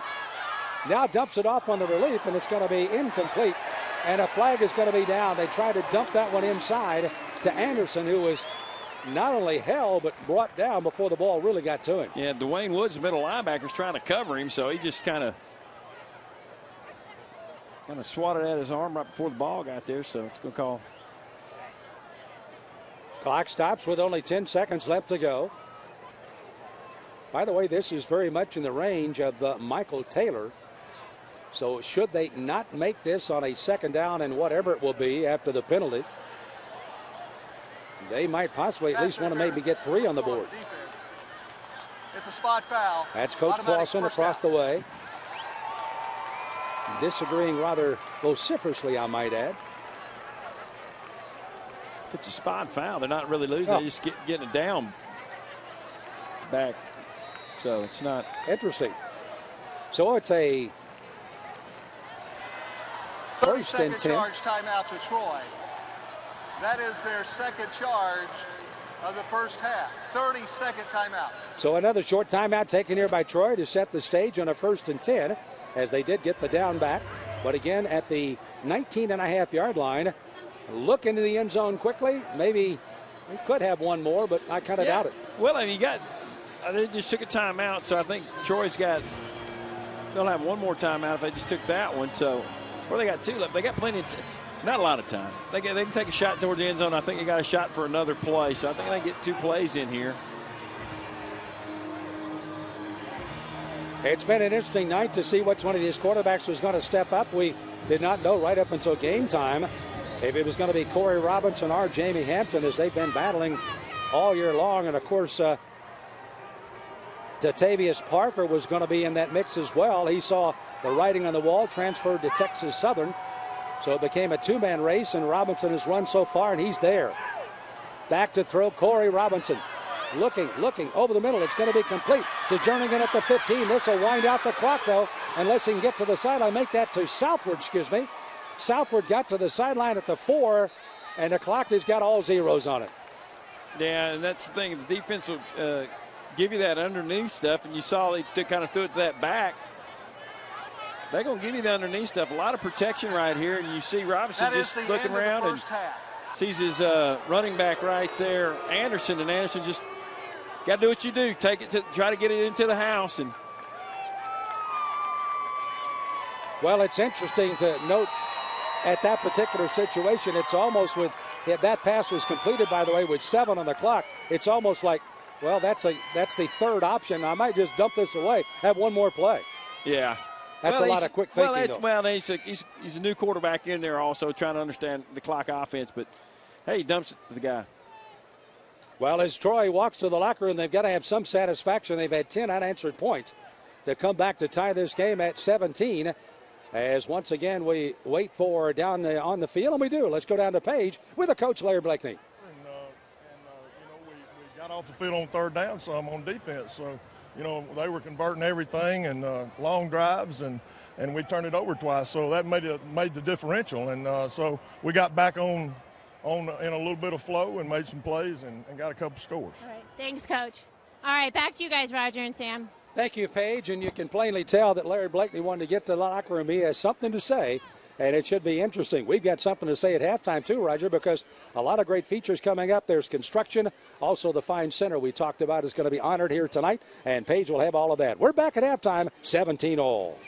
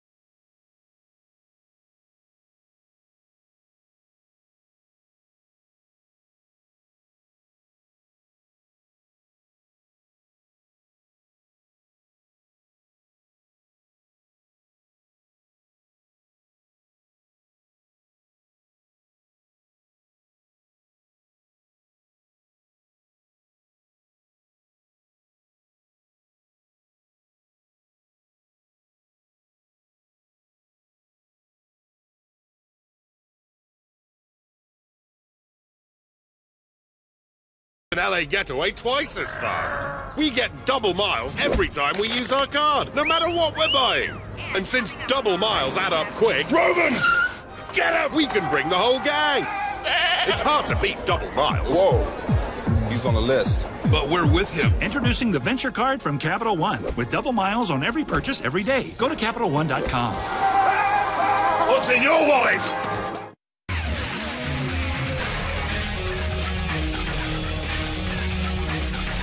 The ESPN3.com College Football Halftime Report is presented by Capital One. What's in your wallet? Welcome to ESPN3.com's Halftime Report presented by Capital One. I'm Cassidy Hubbard alongside Christian Fourier. Well, Christian, it's the first college football Saturday, and oh, what a feeling it is. Yeah, oh, what a feeling is right, and so let's get started right now. Exactly. Well, Alabama's had a rough start. Number one defending champs are without two of their biggest stars from the BCS championship game. Heisman Trophy winner Mark Ingram will miss tomorrow's opener with an injured left knee. And defensive end Marcel Darius has been declared ineligible for 2 games for accepting nearly $2,000 in improper benefits during 2 trips to Miami. An NCAA ruling Thursday also ordered Darius to pay $1,787 to a charity of his choice before regaining eligibility. Now, UNC has had a lot of problems. They also will be withholding a couple of players from their first game. There's been a lot of agent-related violations across college football. Nick Saban was very vocal about wanting to punish the shady agents. Is there any way to regulate this type of behavior? No, unfortunately, the answer is no. They've tried, and they will continue to try, but I know what it's like to be a college athlete. Although I wasn't the best student, I know what it's like to not have any money and to have these guys come at you trying to offer you something that you can't get anywhere else. So it's tough to say no, and the temptation is so tough to go up against. But what happens is these guys, they go out there in the field, they play so great, everybody wants to give them something for nothing. So what they do is they just have to just know that nothing that these guys can give them, it can wait 4 months. That's all they have to do. Just wait 4 months and you'll have no problems. So Marcel Darius is out 2 games. He won't be playing against Penn State, and no word yet on what Mark Ingram, how he is doing. He's on a week-to-week basis. I know you're not a doctor, but what do you think of Ingram's injury and how this will affect Alabama going forward? I did have 1 semester of med school, but I failed out. For Alabama, it's not really going to affect them at all. Trent Richardson, who everyone thinks is better than Mark, it's not going to show too much drop-off on there. The problem is the defense. With 9 stars already gone, you figure who's going to step up? Well, they have Dante Hightower and Mark Barrow, the only guys who are coming in. So the other guys really have to step up and show that they can take up the slack lost from Marcel Darius. Well, keep in mind, Richardson had more yards in his freshman season than Mark Ingram did in the season before he went on to win the Heisman Trophy. And remember to tune in tonight to ESPN's College Football Final to find out what the Capital One Cup impact performances are from today's games. Make sure to vote on ESPN.com/Capital One as we will showcase the winning performance next week in our halftime show. After the break, we'll take a look at all of the day's actions. The ESPN3.com halftime report presented by Capital One rolls on.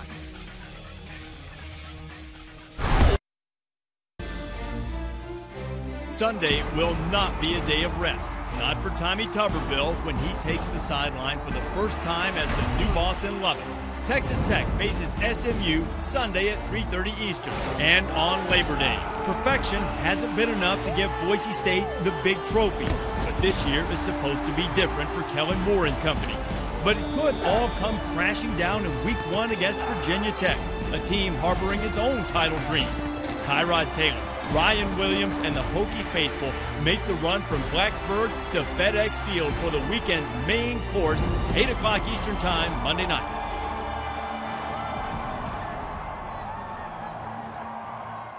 Ring Magazine heavyweight champion of the world Vladimir Klitschko's last tough fight was in 2005. See the rematch against that very same man, Sam Peter, September 11th on ESPN3.com. Brian Kenny, Teddy Atlas, and the heavyweight championship of the world, September 11th. Welcome back. Let's get straight to the action. UCLA taking on Kansas State. Second quarter, Bruins down 7 with the ball at the K-State 11. Kevin Prince fakes a handoff, keeps it himself, and goes untouched into the end zone for the touchdown. Game tied at 7. Fourth quarter, Kansas State up 1. Carson Kaufman with the play fake and finds Broderick Smith in the end zone for the score. Kansas State up 24-16. Later in the fourth, same score, UCLA with the ball in the K-State 29. Prince with a long TD pass to Ricky Marvray. UCLA would pull within 2, and they try to tie it. Christian, what happens here on the 2-point conversion? Kevin Prince is going to take this ball. He's going to roll right. You can see the play breaks down. He's going to try and squeeze this ball right to Taylor Embry, but the lane closes a little late. Kansas State knocks it away, and they come up empty. K-State would tack on another TD to win this one, 31-22. Max Brown and number 5 Texas taking on Rice at Reliance Stadium in Houston. Second quarter, Texas up 10-3. Sam Acho forces the fumble for Texas. Keenan Robinson scoops it up and scores. Texas up 17-3.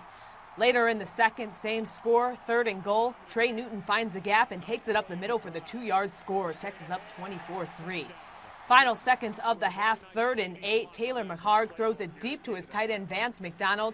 It's tipped up in the air and ends up in the hands of Randy Kitchens. Cassidy, this is what we call being in the right place at the right time. Now look at Randy Kitchens. Now he's going to drag Christian Scott into his kitchen. Get off me, boy. I'm going to get in the end zone. Party in the end zone. Texas up 24-10 at halftime.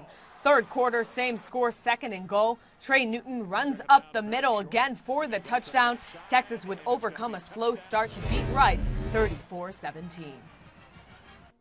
Rich Rodriguez and Michigan hosting UConn at the newly renovated Big House. First quarter, no score. Vincent Smith gets a handoff, breaks a few tackles, and goes in 12 yards for the score. Nice run, nice run. Love the way he keeps the shoulder pass down and gets in the end zone. Later in the first, same score. Denard Robinson keeps the ball himself and turns on the burners, rushing 32 yards for the TD. Michigan would go up 14-0.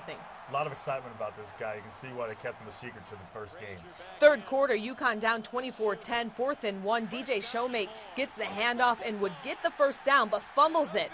Michigan would recover the ball. Tough game for Randy Edsall and the Huskies as Michigan wins this one 30-10. Boston College hosting Weber State. Mark Herzlich pumping up the crowd as he got back in action after missing all of last season, recovering from cancer. Midway through the first, Herzlich with the stop. Great to see him out there. Great to see him out there. What an awesome comeback story. The 2008 ACC Defensive Player of the Year. You can see him. He was all over the place today. He just wanted to get out there and smack somebody. He ended up with 5 tackles. Now this guy is going to make this defense so much better. They really missed him last year. Second quarter, Boston College up 14-3. Dave Shinsky hands it off to Montel Harris. Harris rushes up the middle for the 4-yard touchdown. Boston College up 21-3. Later in the second quarter, 2nd and 11 on the 22, Mike Marskavitra throws the ball deep to Sterling Pfeiffer for the 22-yard touchdown. Boston College would come away with the win 38-20.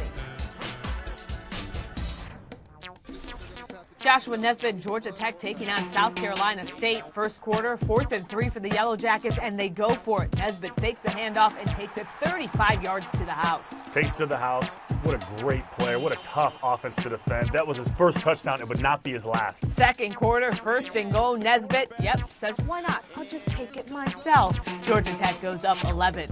Later in the second, Georgia Tech up 17, 4th and 3. Christian, ball hog right here. 16 carries, 130 yards, 4 TDs for this young man.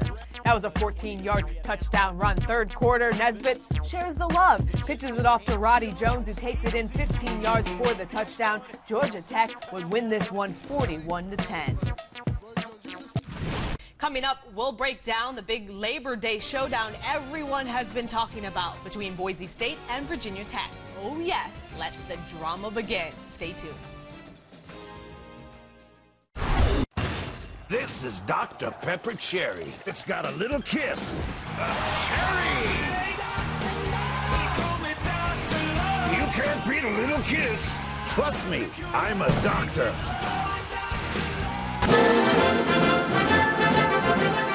Hey students, Dr. Lou here with a little pop quiz for you. These days, college tuition is A, pretty affordable, B, a little bit pricey, C, more expensive than a private island in the Caribbean. Bingo! College is pretty darn expensive. Luckily, Dr. Pepper's got you covered with a Dr. Pepper $1 Million tuition giveaway. Visit drpepper.com and upload a video telling us why you deserve a chance to win. It couldn't be easier. Each week, Dr. Pepper will give students tuition money for the most thoughtful, compelling, enthusiastic, and entertaining videos submitted. So to review, students, go to drpepper.com, upload your video, and enter the Dr. Pepper $1 Million tuition giveaway. If old Dr. Lou here likes what he sees, you could win big. Trust me, I'm a doctor. Welcome back. The biggest game of opening weekend also happens to be the final one. With a victory over Virginia Tech, Boise State could cement itself as a BCS title contender. Coming off an undefeated season, the Broncos return all but one starter and rank third in the preseason polls. Christian, they're no longer the underdog. No, they're no longer the underdog, and that is a position they are used to. Now they have this big, giant target right on their back, and everybody's gunning for them. No more going under the radar, Boise State. So they do have a great offense. We all know about Kellen Moore and how many touchdowns he's thrown and only 3 interceptions. But it's their defense that is really getting no recognition as far as compared to the offense. They have 10 guys coming back. Now, when it comes to Virginia Tech, they played against Nevada, who runs an option attack. They played against Oregon, who runs an option attack, and they did a great job of stopping them. So they know that they're ready. Now, the key to this is going to be them as far as staying in their lanes and being disciplined, not being, taunted into getting into those lanes and making plays that they shouldn't do. Now, Virginia Tech routinely boasts one of the best defenses, and there are high expectations for quarterback Tyrod Taylor. What do you expect out of Virginia Tech? I expect it to be Beamer ball. I expect Tyrod Taylor and Ryan Williams, for those guys to go crazy. The thing with Tyrod Taylor has got everybody excited. They remind him of Michael Vick. So, you see this guy make plays. You go to even last year. One play can make a difference, and this is the guy that can do it. He's so hard to stop. He can keep plays alive. No one can take him down. And if he isn't a problem, he has Ryan Williams, who he can toss the ball to and who can also is an extreme playmaker. Well, there's been much talk about Boise State securing itself as a BCS contender with a win in this one, but the Hokies would be well on their way if they did the same. That's all the time we have on ESPN3.com's Halftime Report presented by Capital One. I'm Cassidy Hubbard. He's Christian Fourier. Let's send you back out to the second half.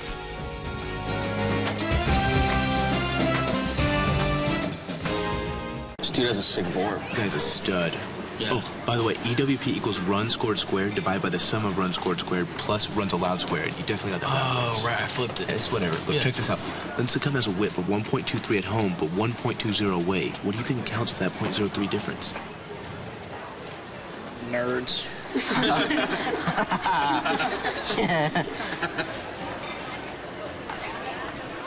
Whatever, Gary.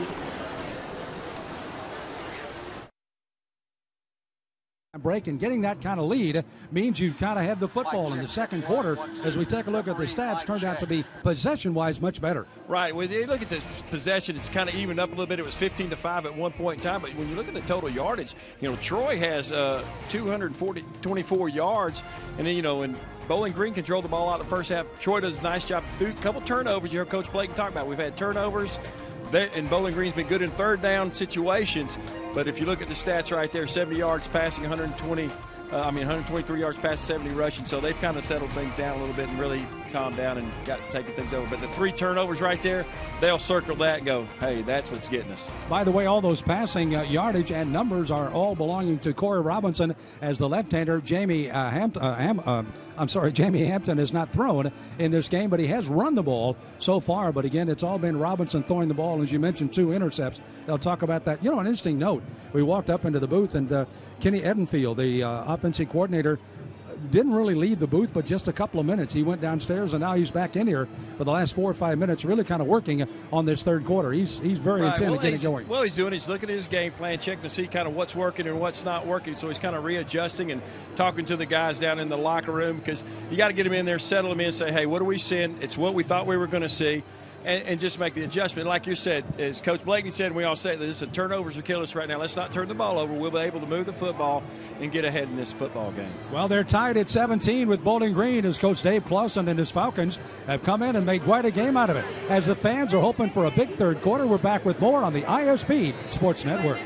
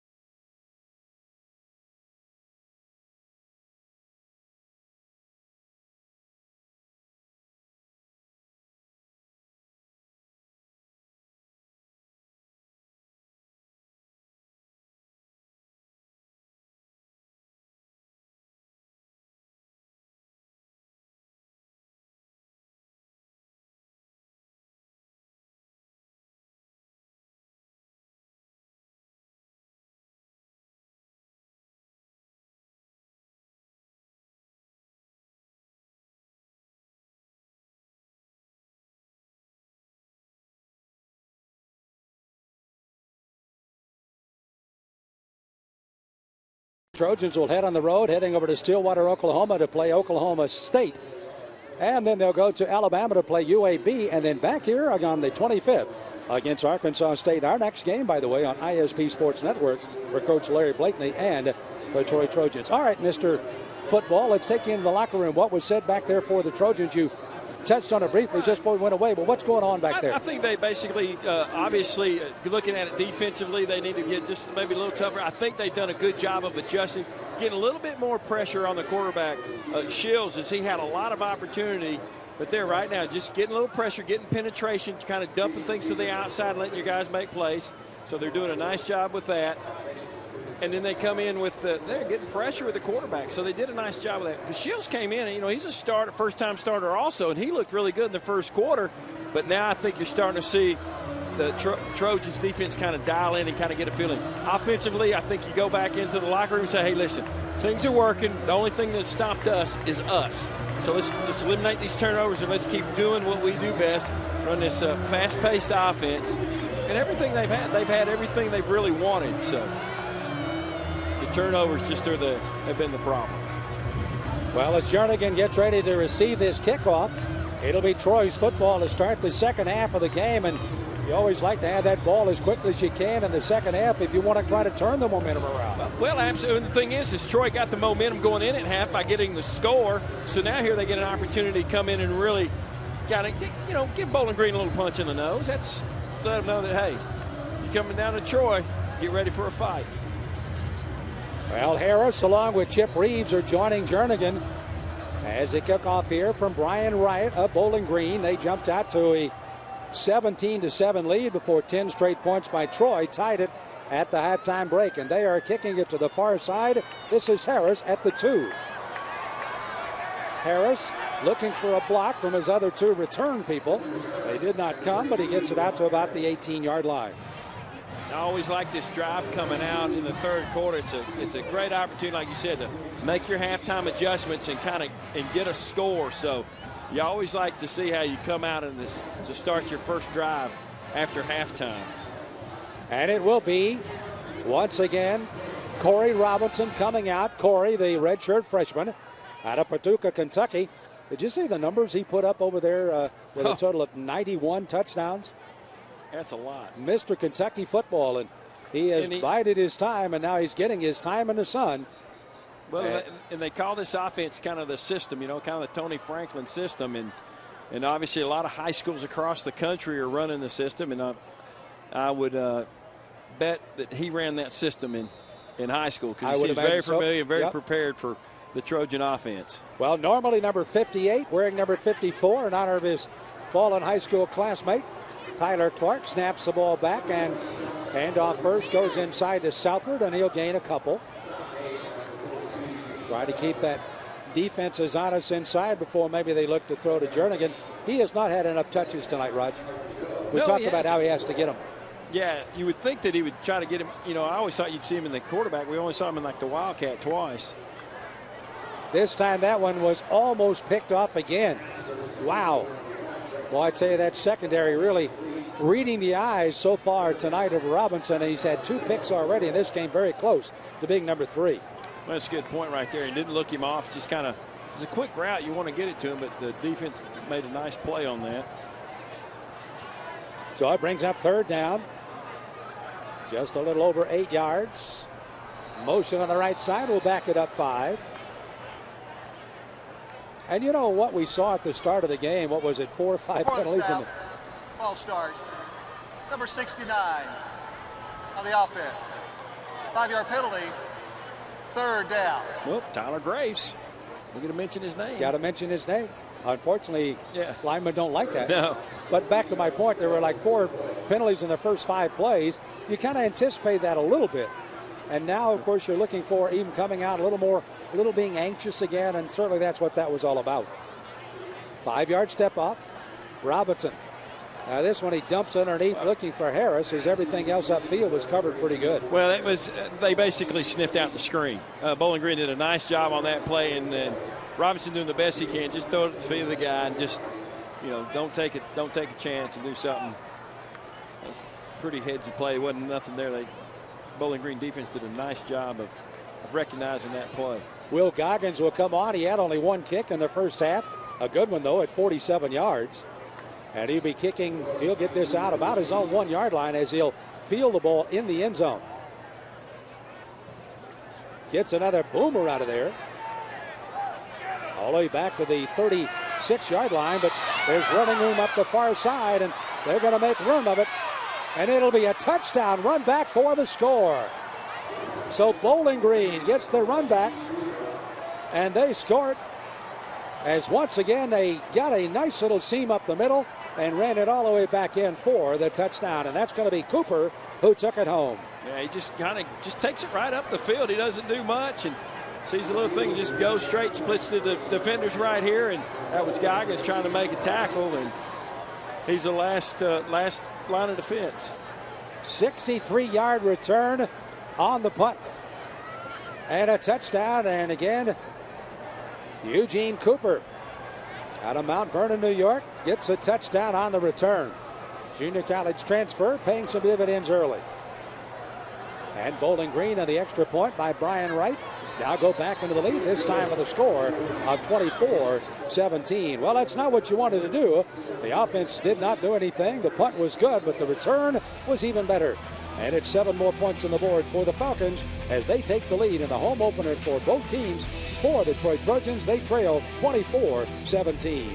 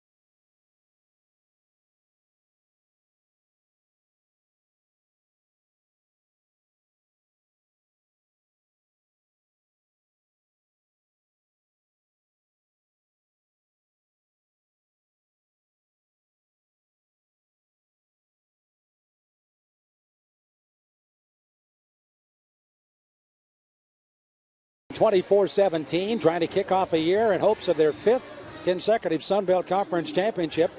They, of course, have won 4 in a row, matching that of North Texas when the league started to win the first 4 titles.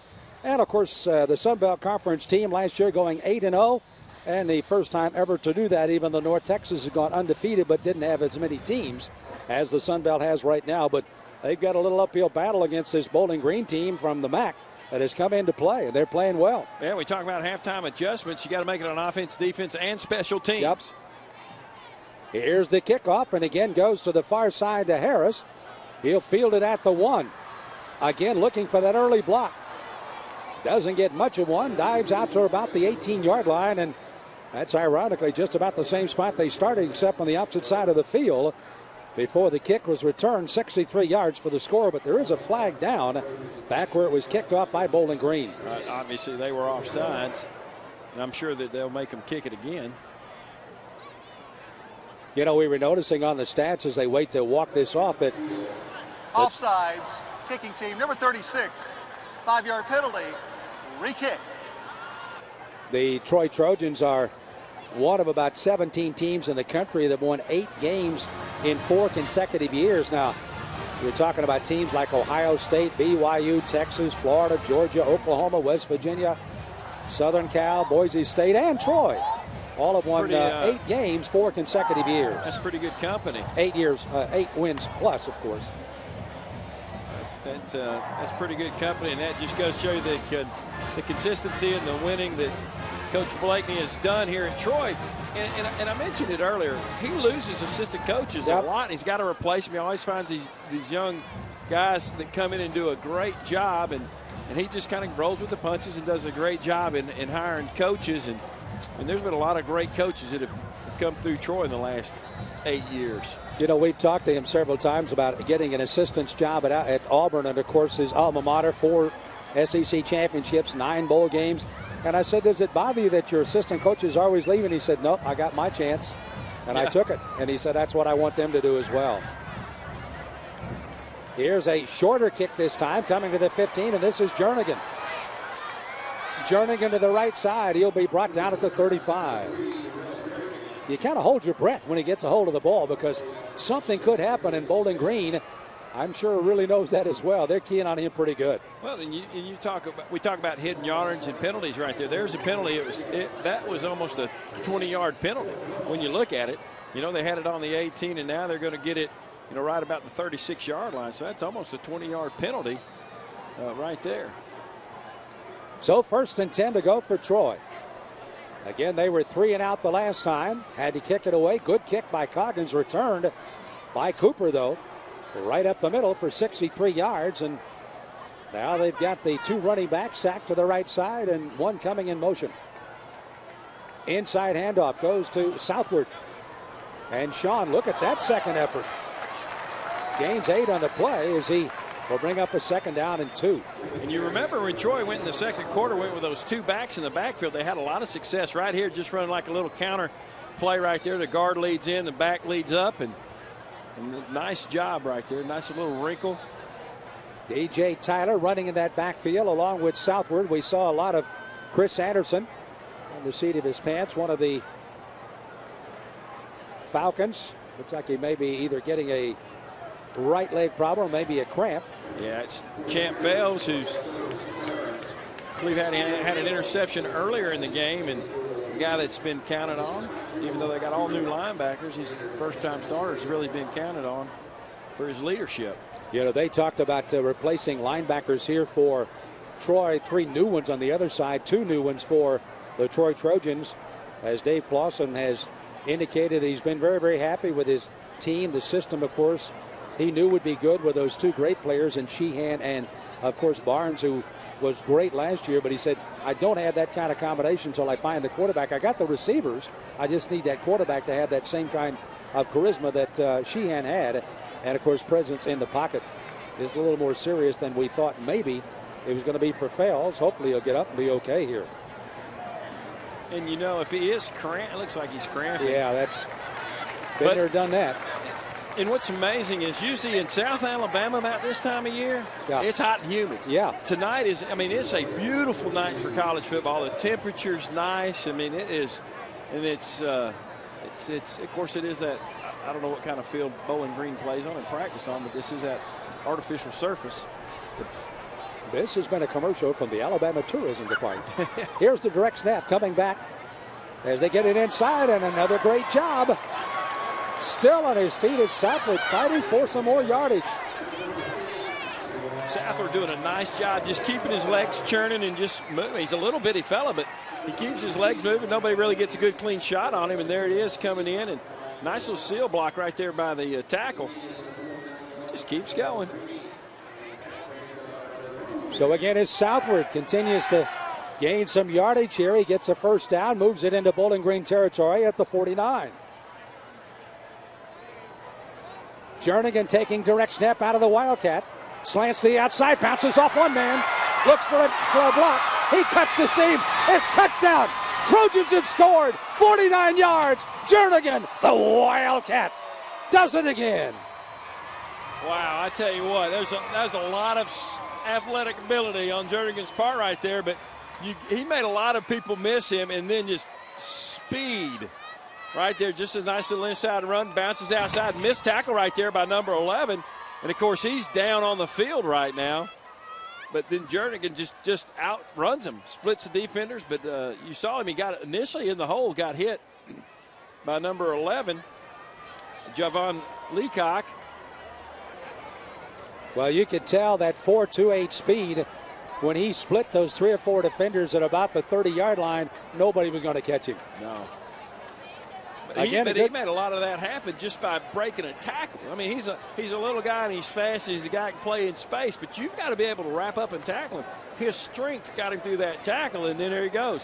Boom, he's hit right there. Boom, I see you. I use my strength. Coach Shaughnessy, the strength coach here, has got those guys in check, and then it's just speed. Nice job. Of course, that was Javon Leacock that came up to hit him in the hole. Kahari Franklin, number 11 downfield, doing a good job, as was Jason Bruce doing some blocking. And now the extra point. Michael Taylor will try to make a 7 out of this. And if he does, we are tied for the 3rd time tonight, and we are. 12:52 left to go here in the 3rd quarter. As they celebrate, and they celebrate because of this. Look at this play. Jernigan again splitting the defense. Goodbye. The Wildcat is scratching on the door.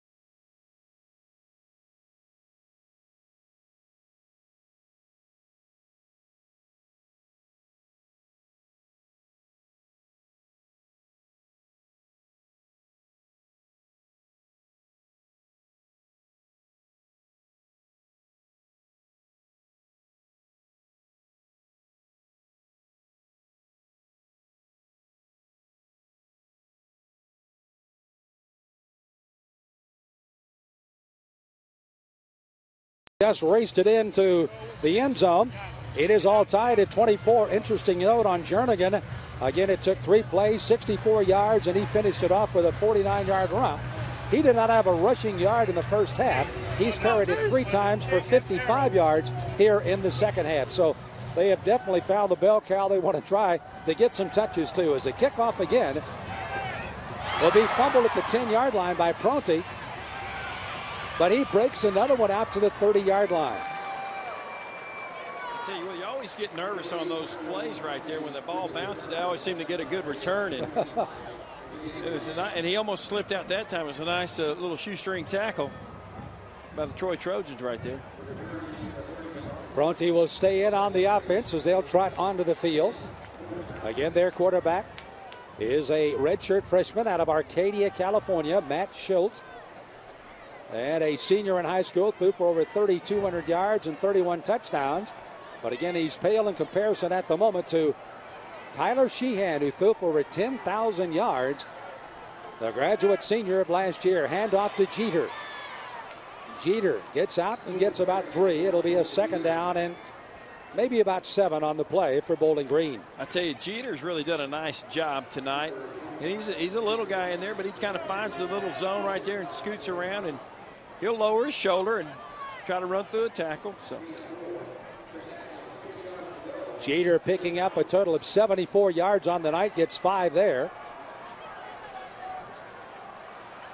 2nd down and 5 yards to go for Bowling Green under center.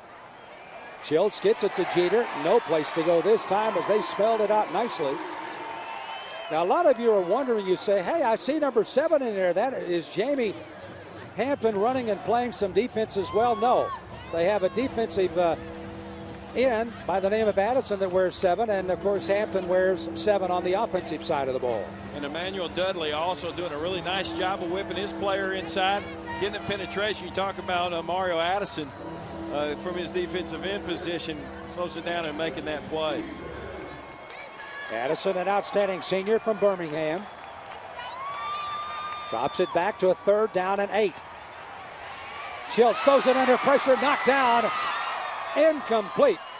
And another great job as they passed on the inside and did the job they needed to and knocked it away. Yeah, Tony Davis right there, coming from his little twist right there inside. He's free, just jumps up, get close to the quarterback, get your hands up, and nice job that time by Tony Davis. A nice little T&E stunt right there, tackle in the end. So it's kick time again here as Brian Wright will be kicking to Jernigan on a 4th down play. Gets a little wobbly one to the sideline, but it's fielded cleanly by Jernigan this time. Steps to the outside, gets a seal block, takes it to midfield, and is finally out of bounds at the 45. So Jernigan sets up good field position again here for the Trojans. They have scored to tie this thing after Cooper had run 63 yards to give Bowling Green the lead. Yeah, and that right there, Swan doing a nice job on the pursuit angle, just trying to do it. But you're starting to see the momentum you're starting to feel good things happen. The offense has a nice thing. The defense comes and gets a 3 and out. Offense got the field out. The punt team makes a nice return, and now here they are on their plus 46-yard line on their 3rd possession of this half. Jernigan, interesting tonight, has not been a real target of throwing the ball as much as he has been of running the football. Speaking of running, and the left-hander throws it to the near side, and that is going to be Hampton. And he throws, and it is complete. He gets it down to Savoy, who makes the catch. And now, interesting enough, Hampton, who both of us looked and kind of said, do I remember Hampton being a left-hander? He is. And that play came to his wheelhouse, and he throws a bullet to Savoy. And I believe that's the first time he's attempted a pass. He's run the ball most of the time. As Robinson is back in, out of the shotgun. And shoots it to the near side. This time to Chip Reeves again. Head linesman almost got taken totally out. Again, they're throwing for what looks like to be nearly another 1st down. Missed it by 2. So a gain of 8. Yeah, doing those nice little 2-man routes to the boundary. And off on the inside goes to Chris Anderson. He'll get enough for another 1st down inside the 25. And the Trojan offense starting to hit on a lot of cylinders. Moving a lot of guys. Jamie Hampton coming back in the game. Which normally means run, but he threw on the last time. So now Bowling Green may be totally confused. 3rd and very short. I would say run all the way here by Hampton up the middle. And it is. And even though he gets thrown back, his forward progress gets him up for the 1st down. Yeah, he did a nice job getting the 1st down. Kind of saw that linebacker in the hole and just said, oh, well, I'll just let you. Just tackle me, but I got a 1st down. They had originally, on that previous play, it indicated it was enough yardage, but then the linesman backed it up. The referee said, nope, not enough, so that was a 3rd down play. Quick look in pass near side of Jernigan, drops the ball as he heard some footsteps closing in a hurry. And it was in the form of Adrian Spencer. Spencer, by the way, you may recall if you saw the Bowling Green game a year ago, he intercepted one and took it 64 yards to seal the deal at Bowling Green last year. Yeah, and I think he's one of the returning starters on the Bowling Green defense, and he kind of looked forward to that challenge with Jernigan. He knows what Jernigan can do, and I think Jernigan wants to show him what he can do. 2nd down and 10. Corey Robinson getting the call, and again, it'll be interesting to go down and see the 3 signal callers for the Trojans on the sideline, and we'll do that in a moment as Robinson overlooks and throws it on the inside, and a great diving catch. Moncrief. Nice job. In talking to the coaches, they really have liked what he's done in the preseason and really excited to see what he can do. And he's a tall kid. Back to throw is Robinson again as Moncrief came out, and now Robinson is taken down as good secondary coverage that time. Right, that time, I mean, just good coverage right there. The line gave him plenty of time and just nothing to open up for him, so he had to take a sack. A little bit of Dwayne Woods coming in there and kind of cleaning him up. Well, Michael Taylor, who had a field goal earlier in the game, 24 yards, will be coming on. This will be coming from 40 yards away as it's spotted down at the 30. Almost squarely in the center of the football field, so a good angle here. And it'll depend on the snap, and we'll see if we get it here. And it's up, and Taylor's got it through. Yes! 40-yard field goal has the Trojans in the lead. And the Trojans have not led in this game until that three-pointer on the board. 27-24. The Trojans at 8:45 to go in the third quarter. Has the worm turned, so to speak, here in Troy? On the home opener, we'll find out. More on the ISP Sports Network in a moment.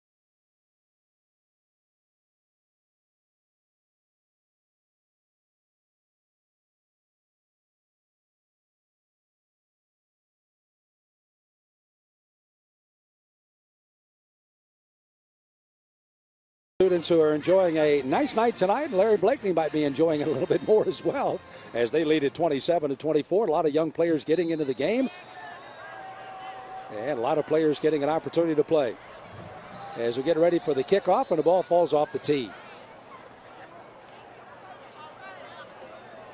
Let's send it downstairs here. Once again is Paige.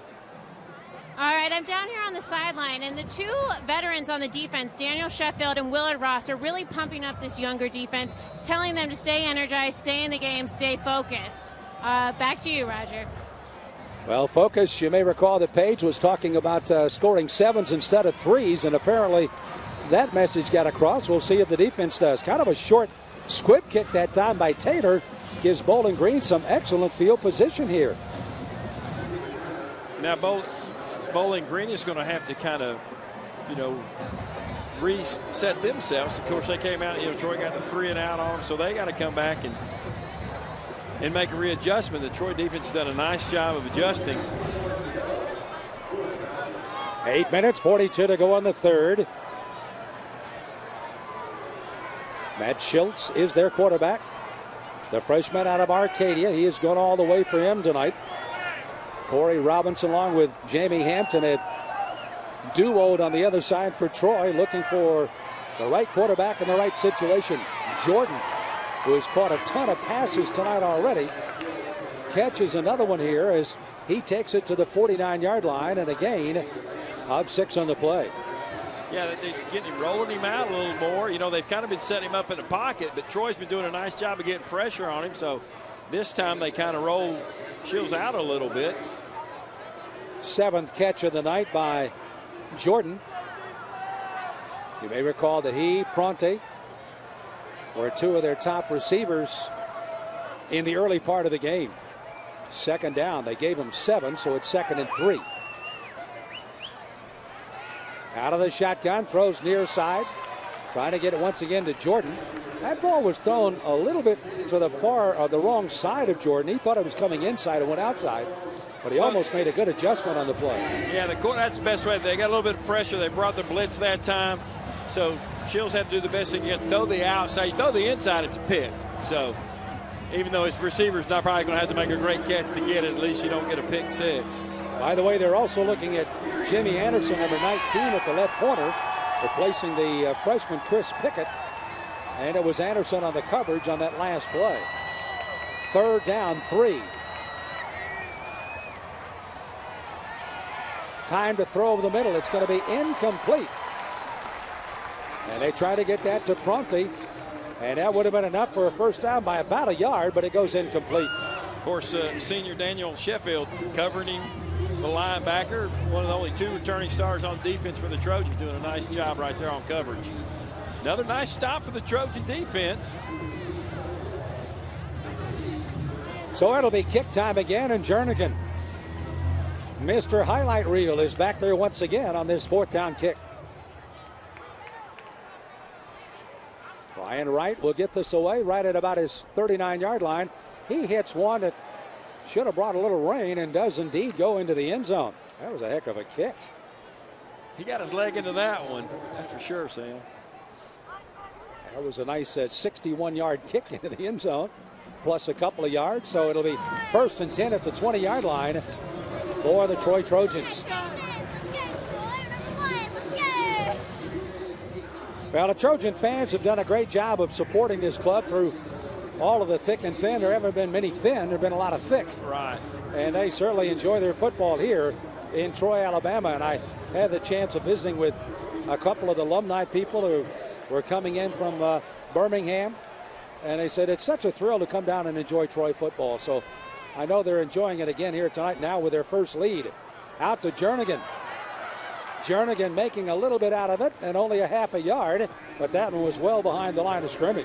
Well, I tell you, that was making a lot out of that. Of course, Chandler's out there blocking. There's just a whole lot of traffic right there, and the guy at his feet, he just kind of gets out and picks up yardage. It's just, he's a good athlete. And again, Hampton throwing the pass. The lap time stays in. Gives the handoff to Harris. A flag is down as he'll gain 3. So the offense here for Troy in this series is looking to be in the hands of Jamie Hampton. And he'll get a penalty more than likely here. At least that's the indication. And it would be still a 2nd down, but more than the 10 yards they need. Holding. Number 69 of the offense, 10-yard penalty. 2nd down. And of course, Tyler Graves, we've talked about him earlier. Yeah, he did. Jumped off sides and got a holding penalty here, so it's going to make it a. Yeah, look at this Bowling Green team coming. And like I said, it seems like they're cramping up quite a bit, and it's a pleasant night here in Troy. I mean, it's not what it could be in South Alabama with the heat and humidity. Absolutely, absolutely. Well, after all is said and done, this will bring up a 2nd down and 20 with the ball at the 10-yard line. There you see the total yardage tonight, 314 yards for Troy. They put a lot of yards on the board and now finally have just taken a 3-point lead. Yeah, but they're moving the ball and they're doing a good job. Like I said, turnovers are part of that. But Bowling Green, who started off, in the first quarter, if you look at their stats, I think they had something like 140 yards just in the first quarter. So Troy's done a good job of kind of clamping down their offense. So the defense has really made some adjustments. Jeremy Rowell, the defensive coordinator for Troy, was a player here, was a quarterback. So he's been around the program a long time, and he's doing a nice job. Vic Koenig was once a coordinator here and that he learned a lot from. And of course, Wayne Bolt, who went on to be the defense coordinator at UAB and is at Auburn now. Well, back in to run the show is Robinson. Has the ball back at the 10-yard line on this 2nd down. And 20 yards needed for the Trojans. There's that little delayed draw on the inside. They give it to Southwood, but the flag is behind the play as they gain 10 on the play, but rub it out as another potential holding call. And with his head in his hands in the booth to our immediate right is Mo Crane, the offensive line coach, as he just says, what in the world is going Number on? 69 on the offense. Penalty is half the distance. Still you second look down. at the holding. 69, I think they're going to get him. Yeah, it's right there, plain as day. And what they're going to teach him to do is when he starts to turn like that, you just got to let him go. The guy who was holding wasn't going to really make the play anyway, so you got to kind of turn and you just got to let him go, give him a little shove. So, Mo, of course, handling the defensive line, and John Slurman. They work very closely together, watching films together, kind of telling each other how things should be. Here's a little bounce off trying to get Southward out, and he's going to gain out beyond the 10 to about the 12-yard line. That'll be a gain of 5. It'll bring up a third down, and still going to need about I tell you what, 25 yards here. That's an outstanding run right there by Southward. I mean, he is hit right in the hole by the linebacker, just bounces right off of it, goes outside. Wow. Look at his leg strength right there, just driving those guys. And, you know, that's a lot of hard work that goes into a 5-yard run like that. I mean, you talk about all the off-season training that they do. And I mentioned Coach Shaughnessy earlier. He's probably one of the best in the country in what he does. And you see it. That's another reason you talked about Troy been one of only a few teams that have won 8 games in over the last 4 years in a row. So a part of that's the coaching, but then you got the strength and conditioning. So nice job. Well, Shaughnessy is in his 16th year here as the strength and conditioning has been named to numerous outstanding awards, and he's listed as one of the top 20 trainers in all of NCAA college football. Well, and when I had my last real workout with the Biggest Loser, but when I went to the finale, I came up here and had him train me, and he had me throwing up all over the field. I mean, he's about to kill me. I was like, Coach, I don't have another down to play. There he is. There's his back. Yep. So he, by the way, walked into the football office, and he had 3 state troopers with him. It's kind of like, is there some problem here or something? Hey, those are good friends. Yeah, that's good friends. Those are good friends to have. Isle on the third down after they sort the injury out. Here's a little shovel pass out to Southwood, and he drops it. He would have had a lot of company in the form of some Falcons very quickly, but again, another drop. And what looked like to be a promising evening again here in the third offensively has suddenly started to unravel again here for the Trojans. Well, it's good coverage in the secondary by Bowling Green. Of course, the linemen, you can't hold those guys out forever, so eventually the protection's going to break down, and they didn't have anything to do. And you really thought Robinson was going to make something happen, throwing it to Southward on that little push pass. Will Goggins will be kicking this one out of his end zone again. Keep in mind that they had the return by Eugene Cooper, who gets this one to the far side. Still on his feet, finally taken out of bounds at the 41-yard line where they rule him out. And Bowling Green, after the kick by Goggins, will have it 1st and 10 to go. 5:31 left to go in the third quarter. The Trojans have a 3-point lead, but Bowling Green looks like they may want to strike again. We're back with more Troy football from the ISP Sports Network.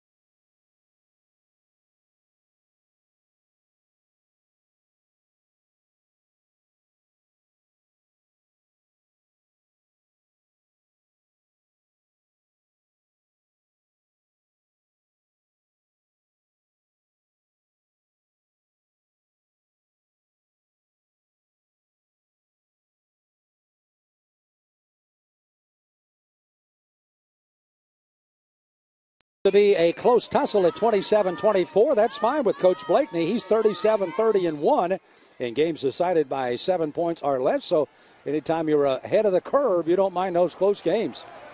And, of course, Coach Blakeney, 19-0 in home openers. Here's the throw. It's going to be complete.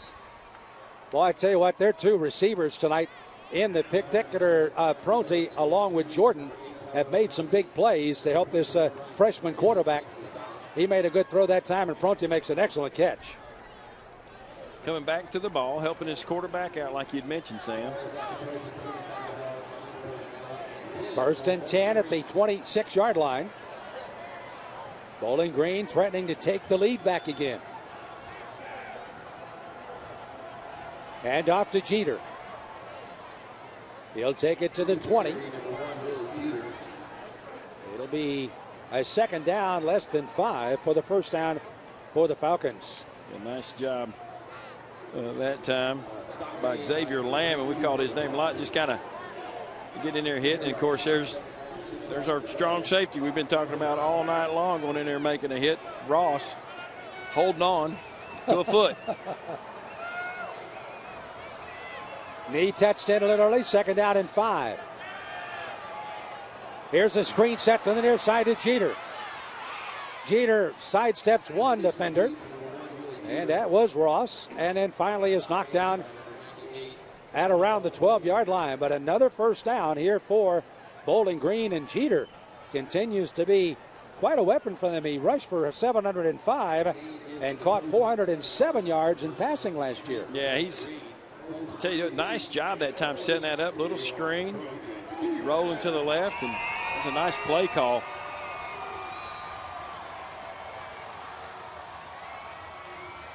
Tight end in motion, coming off the right side, now backs up as a blocker. Gives it to Jeter. Jeter scored on one of the earlier plays, just like that. This time he stopped at the 10.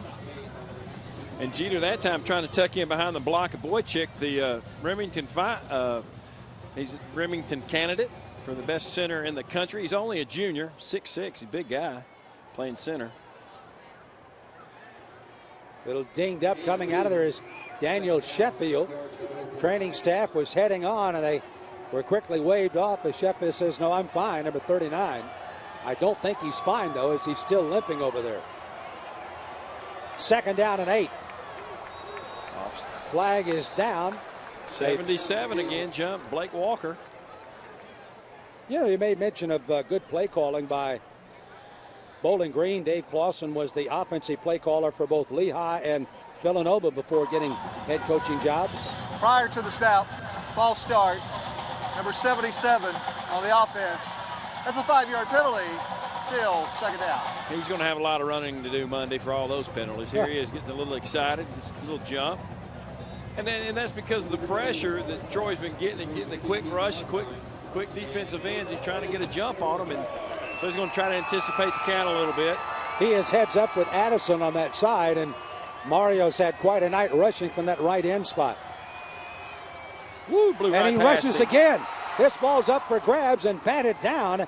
We talked about Addison getting around, and does he ever?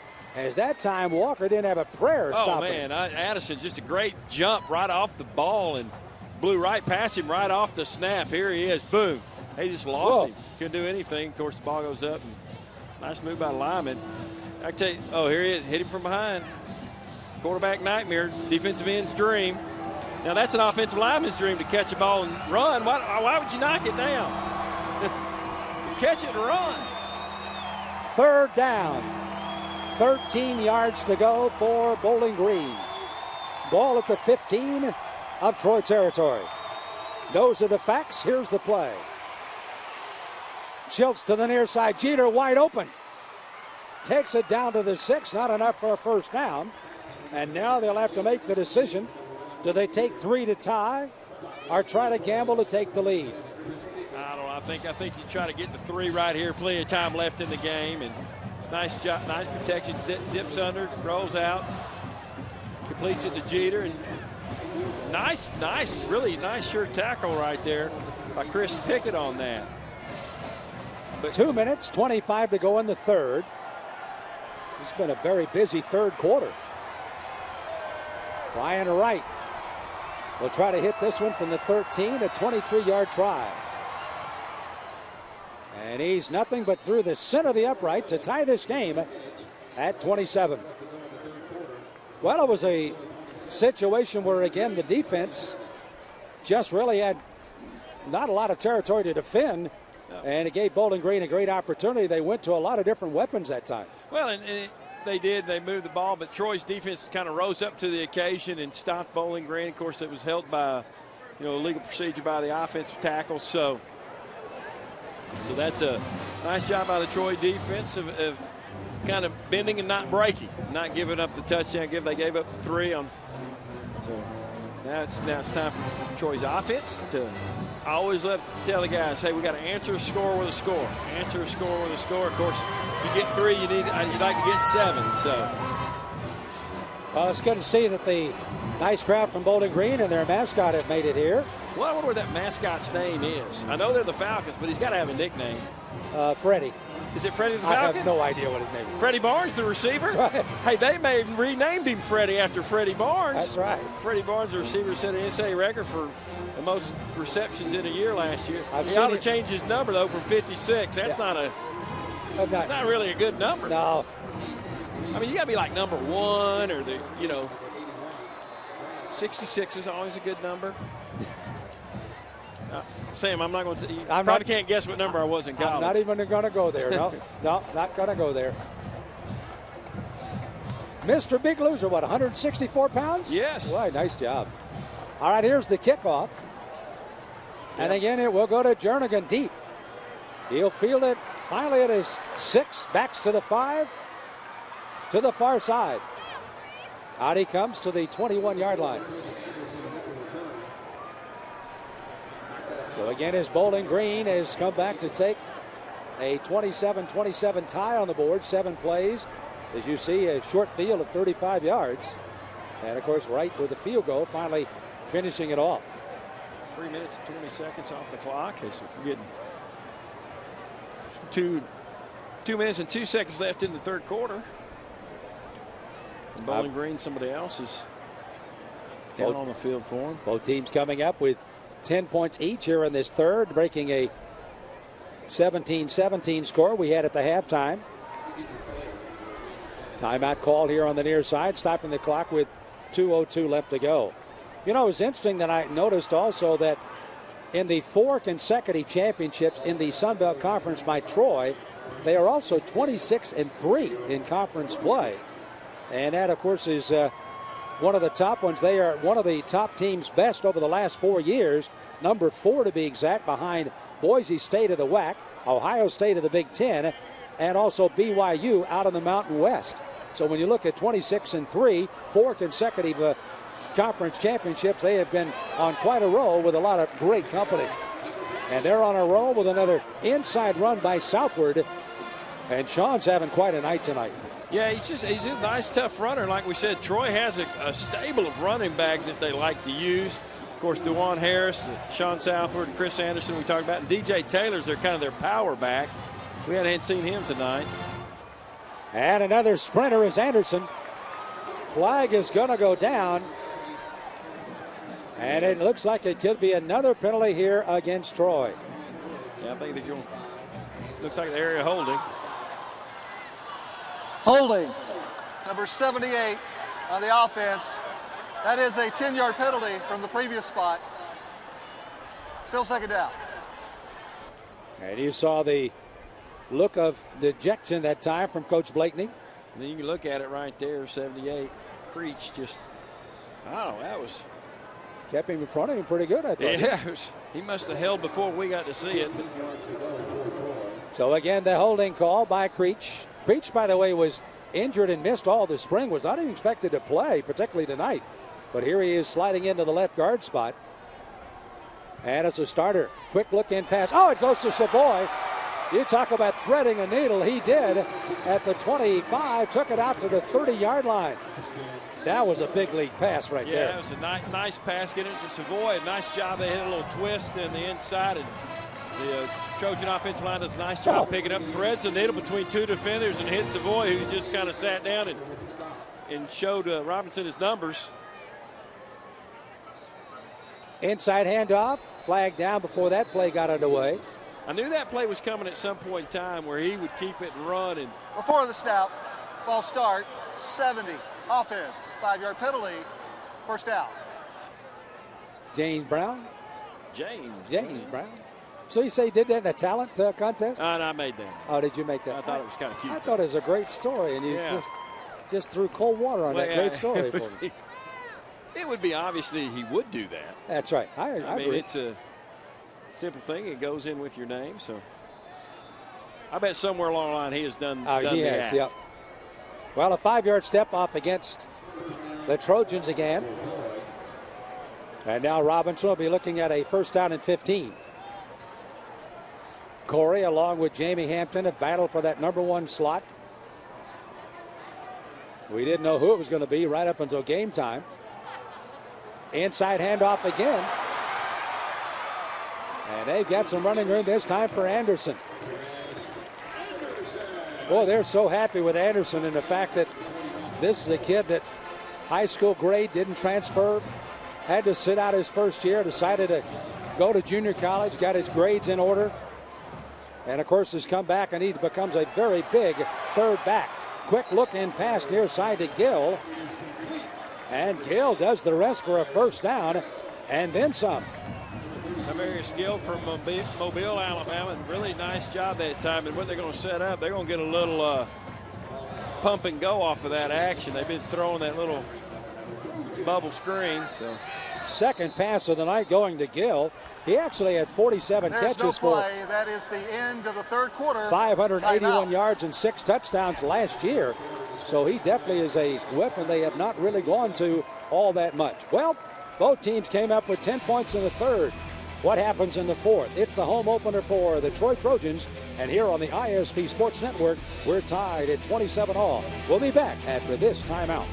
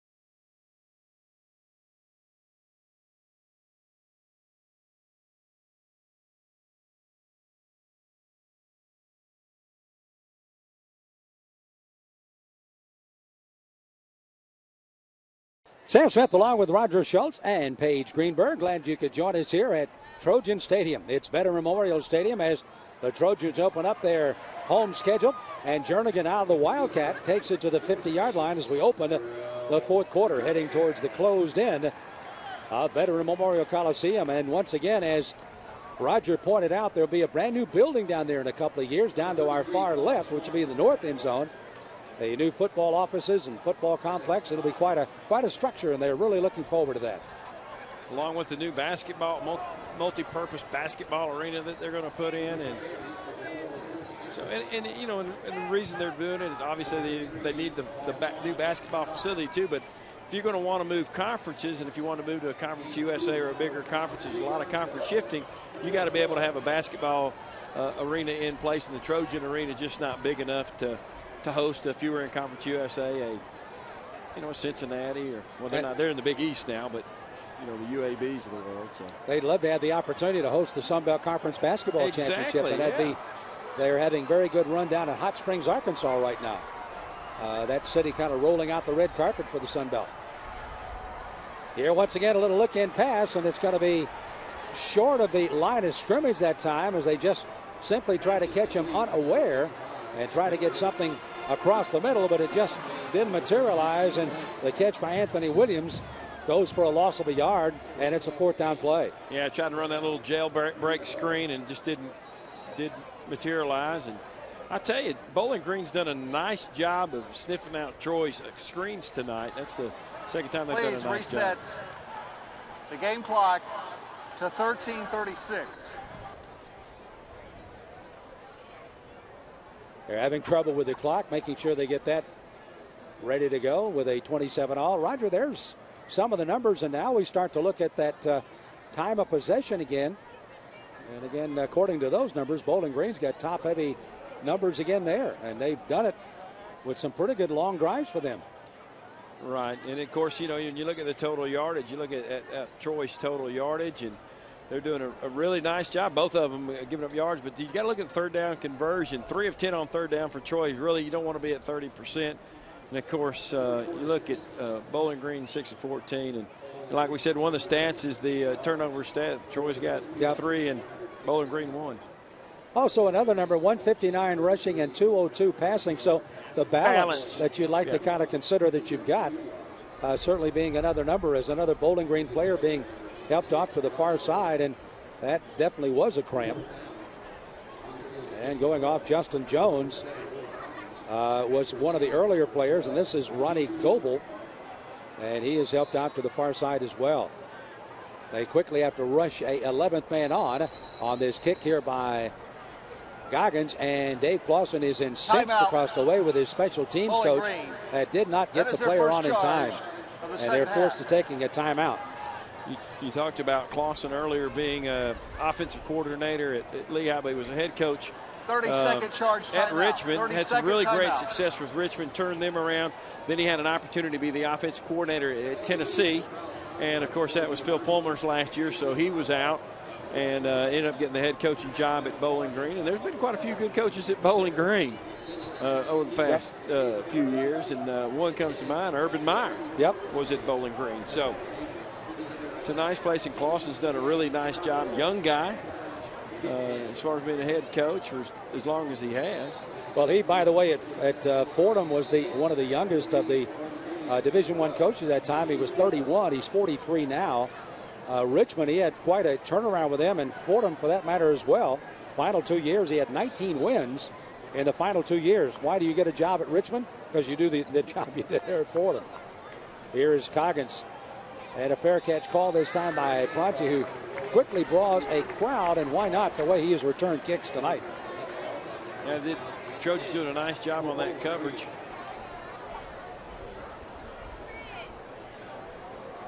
So again, as they get ready for the offensive series here for the Falcons, both teams kind of sputtering offensively. The special teams, I think you hit it right on the head. Special teams, a little bit on both sides has been, but particularly Troy has given up too much special teams wise. A lot of yardage to make something happen. Yeah, it's hidden yardage in a game.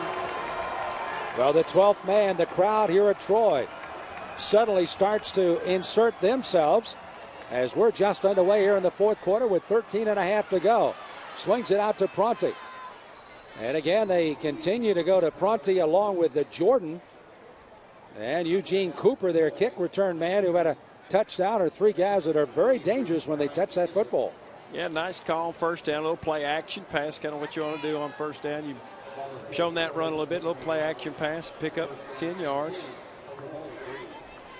So a first down here for the Falcons. Got it right off their early territory at the 10-yard line. Move it to the 20.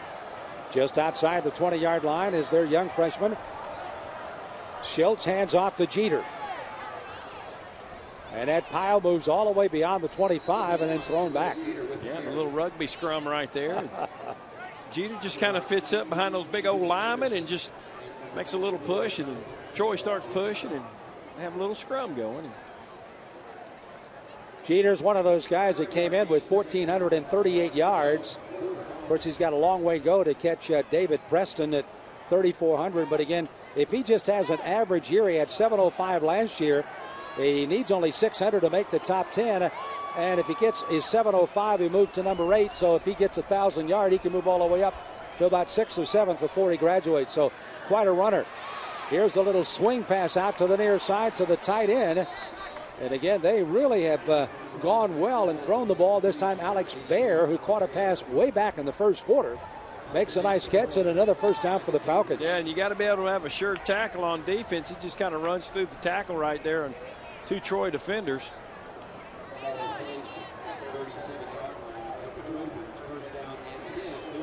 First and 10 to go for the Falcons. A dozen minutes left to go in the game. An unblemished 19-0 home record here for the Trojans, hanging in the balance. Bowling Green beat them 31-14. Kind of a unwelcome type loss on the opener up at Bowling Green last year. Here's Childs to the near side. He's got it. It's complete. Going out of bounds of the ball again is Jordan. That was nice, nice little play action pass that time. Jeter kind of ducking in the hole and drawing the defenders. He just kind of buries in, and it was a nice job of just see right there. Make your tackle. Come on, you got to make your tackle there.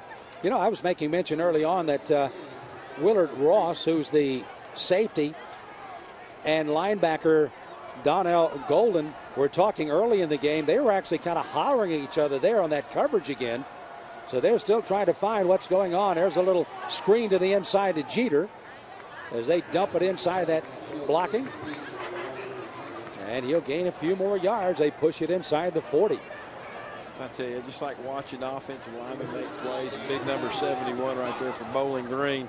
Chip Robinson just kind of was laying on Xavier Lamb and just wouldn't let him up. I mean, it's just like Xavier's like, hey, man, get off of him. Lamb's going, play's over. Yeah. Play's over. Second down, 7. Childs throws to his right, throws into a crowd, incomplete. That time Golden does make the good coverage on the play and knocks it away. Intended for the tight end, Nick Rickey. Jonathan Massaquoi on that does a nice job to it. His defensive end position, running out and trying to get in the face of a quarterback and not running at him, but running, anticipating where he took a nice angle, nice pursuit. You know, when Childs takes a look at the film of that one, as a freshman, he'll later on will not make that throw. That was a very dangerous one into a crowd. Third down play, the crowd is noisy. The defense hopes to have that enthusiasm underneath. They get it to Jordan. Jordan loose, spinning away from 2 tacklers and finally inside to the 23-yard line. He is quite a receiver. Yeah, he's doing a really nice job. Gets open, and Childs does a nice job of hitting him on that nice little slant route. But here's the thing, too. We're getting a little late in the game, and we've seen some cramps by Bowling Green, but now you're starting to see some kind of missed and some arm tackles by Troy, which is very uncharacteristic of Troy. But they've got to be, yeah, kids are going to make catches, but you got to make that tackle. And I think fatigue sometimes set in later in the game, and starting to see some arm tackles from the Troy defense. First and 10 to go at the Troy 23. They give it to Jeter. Jeter tries to make something happen across the middle and does. And finally takes it inside the 20 to about the 17-yard line. You know, last year when Barnes was having the big year, as Jeter was also having a good year receiving and running, we actually had only 2 players that had over 200 to 300 yards receiving outside of Barnes. So you're looking at Prunty along with Jordan having big nights. So that apparently are the 2 guys that are feeling by committee Barnes's numbers of last year. Another good play to Jeter. He gets a gain of 6. Second down and 4. To Jeter again. Bumps it outside. Close to a first down as he's down at around the 14. Little zone play, and you're going to see that they'll run a play action off of that and could have taken that anywhere. It looks like he could have cut back, but it's going to be a big down. You hear the bells chiming as it's a big down, third down for the Troy defense. So with a third down and short, defensive lineman even motioning for the crowd to get loud. 8:50 to go. 27-0, Bowling Green with a third down play. Schiltz turns, hands off to Jeter. Jeter goes maybe enough for a first down. It will be close again, and they'll have to measure that one. Yeah, they have to come across the field and measure that. Of course, they did a good job of getting into his legs, and then he just kind of turned backwards and tried to push. Nice penetration right there. As you saw, he kind of knocked him off course. Great job. Stopped him. On the inside by Dudley, number 92, the big defensive tackle. He fought off the blocks and was right there to knock him down, and then got help as they are short. They'll have to go for 3. I think Riley Flowers on that too did a nice job of getting penetration to knock him off track. 32-yard try by Wright. And a whistle blows before that play, and there's going to be a delay of game. Delay of game. Off 5-yard penalty. Coach is a little upset, isn't he? I believe he's out of the coach's box. Well, he was saying, you sure that clock was reset? Nonetheless, they'll back it up a bit. Probably doesn't matter to Wright. He's got a good, strong leg. This time it'll be from the 26-yard line, so a 36-yard field goal. Actually closer to the 27, so we'll call it 37. And the kick is up, and it's not going to be any good. Big rush is on, and he misses the field goal. And the offense will take over with a game tied at 27-all. Does the winning offensive drive come here by the Trojans? 7:33 to go. Don't go way back in a moment.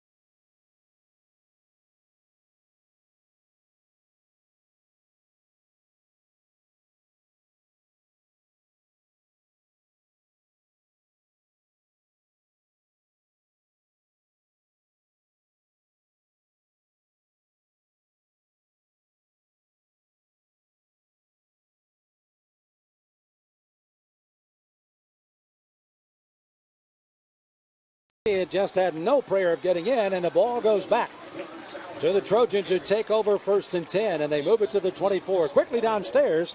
Let's send it back down to Paige. Paige? All right, offensive line coach John Schlarman said, this is the drive of the game. They've got to score here. This is the key play to winning this game. Everybody in the stadium would probably agree, and Southward tries to do something about it with a gain of 3 as he turns the corner. You know, they've used him a lot tonight in sharp contrast to using Harris. You thought that Harris was the number one back coming in, but Southward and Anderson have really stepped up tonight. Oh, they're going to. 1st and 10 for the Trojans. Jernigan's going to be at the quarterback position. There's still a little confusion on what the play is. as people are still coming off and on the field. And Jernigan will take it out of the Wildcat. To the left side, Jernigan, there's a flag, and another hold here by the Trojans. Play was only going to gain a couple of yards anyway. Holding, 74, offense, 10-yard penalty, still first down. You know, you always, when you wait to see what happens that time it was Newland, a backup right tackle. When a play was called and when the signal was made, he was kind of covering up the front number, his jersey, forgetting he had a back number as well, right? Yeah, but you know, you watch that, it didn't really look, he really made a nice play on it. The guy fell down. He didn't really hold him. I'm a little sensitive to those calls, but very simple. I thought it was a nice job by him. Similar to Creech's hold a little while ago. There's the inside handoff. And another flag goes down. This could be an unsportsmanlike from someone. Yeah, that flag came in late.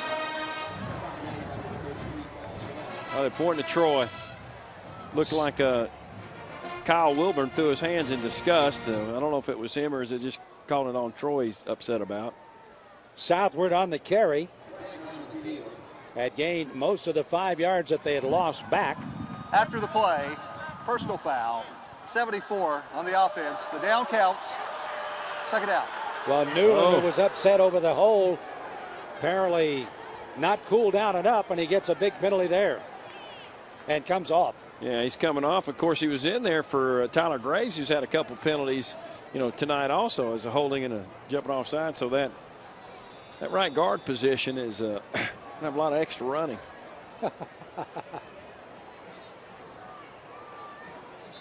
So back to football, back up to 15 yards, 15-yard line. And a first down and 25 here for the Trojans. Not exactly what you wanted with 7.5 minutes to go. Getting the ball after a missed field goal. And you see those 114 yards in penalties tonight.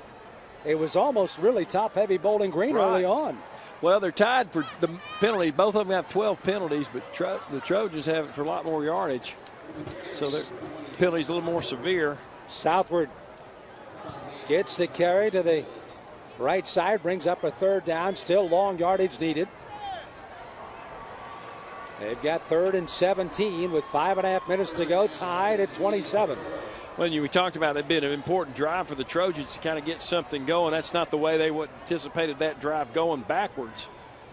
It's not what they wanted. And, you know, 5:20 left, and Bowling Green they're going to just kind of,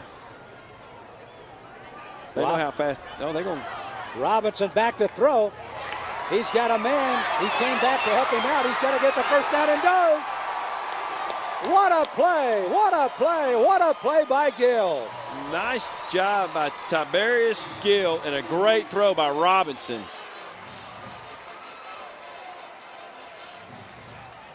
He comes back for the ball, does a nice job of defeating a blocker and just getting up and getting the first down. That was a huge play right there. So Tavares Gill does what he needs to do, and the Trojans offense starts to click again as this time Robinson keeps it. Hasn't run that much tonight, but does there for another key first down. We knew that was coming at some point in time. They've been handing it to the back, and he's kind of been going out the back door, and we knew he'd keep it at some point in time. And even though he has not worn number 7 on the back of his jersey, is a pass to Savoy, who had caught some big passes, drops that one. Clock stops at 4:39. 27-27. That was a huge third down play. Tavares Gill. They'll put that one down as one of the key plays if the Trojans come back to win this game.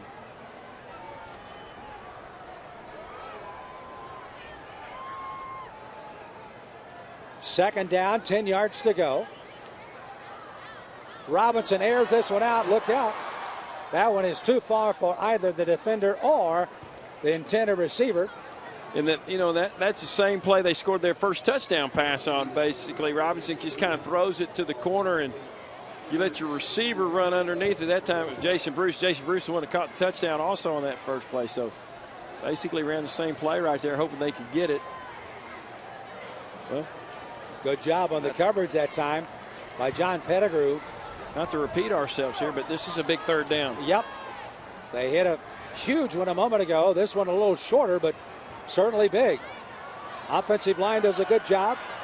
And the pass underneath is good for the first down. The catch goes to Moncrief. Oh, man, that's huge right there. And he did enough to get the first down. See him rolling out about a little bit of time. Just Robinson throws it. Turn up, get upfield. Catch the ball and get upfield. You know, the nice thing about Robinson is the fact that he doesn't necessarily have one throwing motion. He doesn't have to come over the top. 3/4. He'll throw it sidearm, which he almost did there. And he'll just improvise all the way as they're going to measure this thing. From an eye shot here, it appeared from the down marker on the sideline that it was enough. But in this kind of game, all tied at 27, the officiating corps wants to be exactly true, and it is. First down. Nice drive by Troy. Like you said, they kind of put themselves in a bad situation with the penalties. Actually, I lost track of the downs almost. I thought it was almost fourth, but nice job of Troy picking up that big third down, and that was big right there on that third down. So talk about their third down conversions haven't been so well on this drive. They've been great. 66% of the receiving corps yardage returns this year, and you've already seen several of them. There's Southward. He's going to make something out of nothing here, and he's still working. I tell you what, Sean Southward has got a heart as big as the state of Alabama. Well, I tell you what a run. I mean, it just, first of all, when he got the ball, he had a person right in his face right there. Missed tackle. We talk about being tired and not wrapping your arms around, and then here's Southward just hustling, making a nice effort. Wow. They'll give it to him again. But it now brings up a third down and short yard situation with 3:35 to go. Southwood's going to get a little breather. I tell you what, there's a lot on the line for Troy here when you think about it. 19-0 and Coach Blayton in home openers. Kind of revenge for last year's defeat to Bowling Green up there. So there's a lot of, it's exciting. It is Jernigan out of the Wildcat. He's going to try to run to the near side. He's got to get about 5 yards, but he won't get it as that defense for Bowling Green clamps down on a fourth down play. Now Kenny Edelman up here in the Edenfield, the offensive coordinator, along with Larry Blakeney, need to make the decision what they're going to do now with 2:47 and counting. It's a fourth down at about 4.5 yards needed, and they're going to go for the field goal. This will be a 50-plus yard field goal. Michael Taylor, his longest ever has been 47. This will be from 50 plus. It's on its way. He's got some pretty good yardage on it. It is no good to the left. Wow, he had the distance, and when you got to kick those long field goals like that, you really have to drive it and kick it low. Sometimes you get the block at the line of scrimmage, but he just kicked it just a little left. If we see that again, Savoy may have fumbled it just a moment. Yeah, it wasn't a very good snap, and Savoy did a good job to actually set the ball, and there it goes. But just a little left. He had the leg.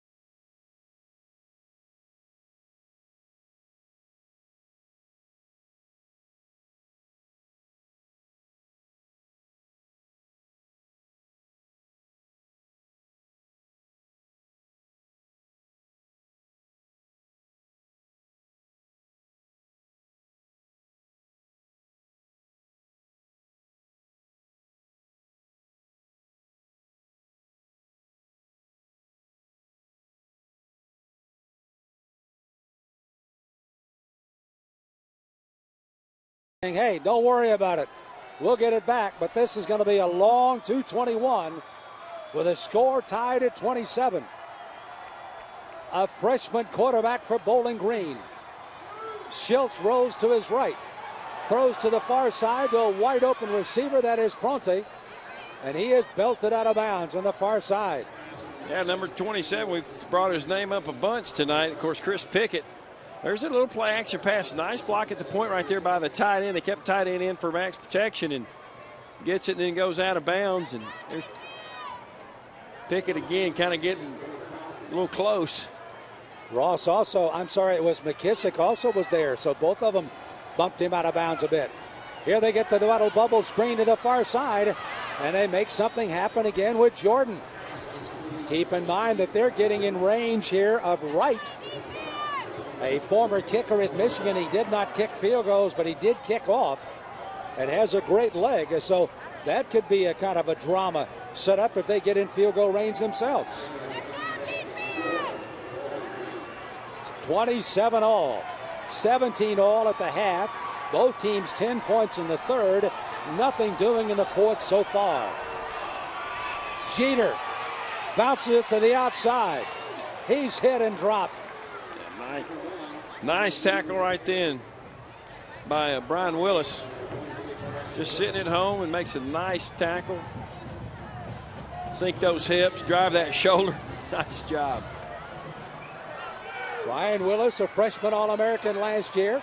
Here's the pass near side, goes to the 35. It is complete. And another good catch by another receiver, this time Calvin Wiley. Wiley's an interesting story quickly. This is his 6th year to play. He was injured in the 07, 08, and 09 years. They asked for a 5th year. When he got hurt last year, they asked for another, and they got his 6th. Oh, and here's a ball knocked in the air, intercepted. It's intercepted! Oh. Ball was tipped in the air. Intercepted. Right off of Wiley's hands. The Trojans had the big ball. Talk about Johnny. Tony Davis has picked it up off the shoe top after the ball was tipped into the air, stopping the clock with 1:07 to go. Wow, that's a defensive tackle making that play. Nice hands and scooping it off the ground. We'll be back with the final few seconds of this one, all tied at 27 all in a moment.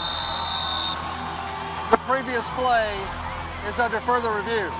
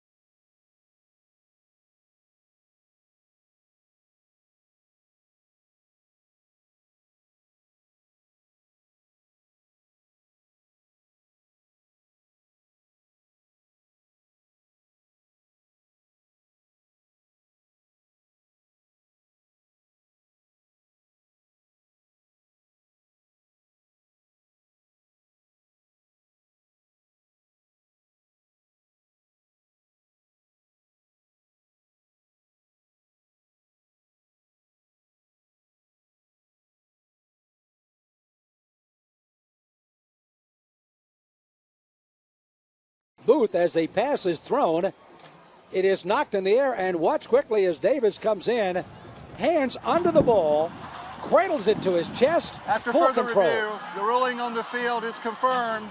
An interception, first down Troy. It's a big play right there by a defensive lineman. Does a nice job of picking it up and tucking it. Now we got a minute. Troy's got 1:07 to get this ball. You know, in field goal range, you saw the kind of leg that Taylor has, but well, here it is with a 1st and 10 to go. Larry Blakeney and the offense has dialed in what they needed to do in the final minute 7. A tie game. Robinson throws underneath to Jernigan. He is nailed. Whew. Wow, what a hit. Oh, that time it was Calvin Marshall, the linebacker, right after Jernigan got the ball for a catch of 3. And we talked about how Robinson has a tendency to stare at his receivers. Whew. Wow. Troy having to get one of their wide receivers off. Clock's as running. Robinson back to throw. Throwing far side, complete. Get out of the man that came trotting onto the field. That was Gill. Gill, a huge catch on a 3rd down play earlier, makes even a bigger catch here to keep the drive alive. Timeout, Troy. That is their first charge in the second half. So there's the winding moments of the 37 seconds to go. We'll be back with the final moments of this one. All tied at 27 all. The Troy Trojans on ISP Sports Network.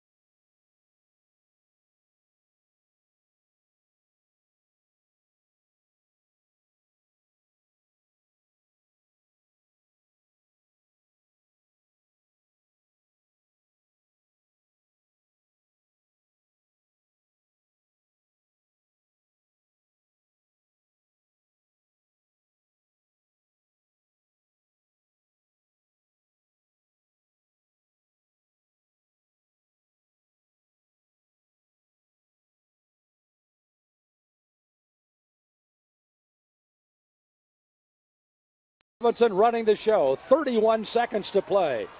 27-27, the Trojans ball, 1st and 10 at Bowling Green's 46. And Robinson throws to Jernigan near side. Make that Moncrief. Moncrief makes the catch on the sideline, 1st down. Nice job that time. A little out route run to the sideline. Catch it, get out of bounds, save some time. 24 seconds. They got 2 timeouts. Ball at the 33.5-yard line. Robinson back to throw again. He throws it outside. It's complete again to Gill. Oh, they're going to say, no, they're going to say he stepped out. He wasn't in. They're going to say Tiberius Gill did not get a foot in bounds. So a tough break for the Trojans. It'll bring it back now for a 2nd and 10 at the 33.5 with 19 seconds to go. I assume they'll review. Can they Robinson getting the call from the sideline. 2nd down, 10 to go, 19 seconds. Underway now. Robinson looking one way, running the other. He'll keep it. He dives in. They got to take a timeout in a hurry. Personal foul. The flag is down. And it's going to be a personal foul on Bowling Green. 11 seconds to go. And what that does too, that also stops the clock. After the play, personal foul. Now keep in mind that Michael Taylor just missed a 51-yard field goal try. He hooked it slightly to the left. So they are well in his range right now. And with this penalty, they'll definitely be there. There's the penalty call on Bowling Green. And we talked about Champ being the leader on defense. There he is, an opportunity. The leader on their defense to come in and make a play. And this leads with his head when the quarterback slide. When he slides, he's protected. And he led in with his head. You can't do that. Spearing's not a part of it because of personal foul. And Troy's in a good situation here with 11 seconds. They got 1 timeout. Robinson has thrown 2 intercepts tonight. He's got to be very careful because this would be huge if he tries to force one in. If it's not there, don't throw it. I think it's better to say that because then if we jinx him, that means he throws a touchdown, right? That's right. Yeah, if we said he's been throwing touchdowns, hadn't thrown an incompletion, we'd be in trouble. So I'm saying that because that's what they're saying on the sideline. Yeah, exactly. Don't force it in anywhere. Yeah, we got a timeout. We got a kicker with a strong leg. Keep it towards the middle of the field. So they're going to kick a field goal right here on. That's what they decided to do. Don't force it in. Go ahead and go for the field goal as they get the field goal unit on. Long snapper is Wes Henry. The holder is Savoy. The kick from 22. And now Bowling Green calls a timeout. To Bowling Green. That is their second charge. Stop the action here with 27 all. Nice to see that Tyler Clark, the great center, wearing number 54 tonight in honor of a high school classmate that was killed in a construction accident. Normally number 58, he was the first to come on the field of his team and say, fellas, block, block, block. Make it happen right now. We need it. Stay strong. And right now, obviously, you know, you got it. Savoy, it's important. It looks like they're going to try to bring the offense out and go another play. Well, they've definitely come off the bench.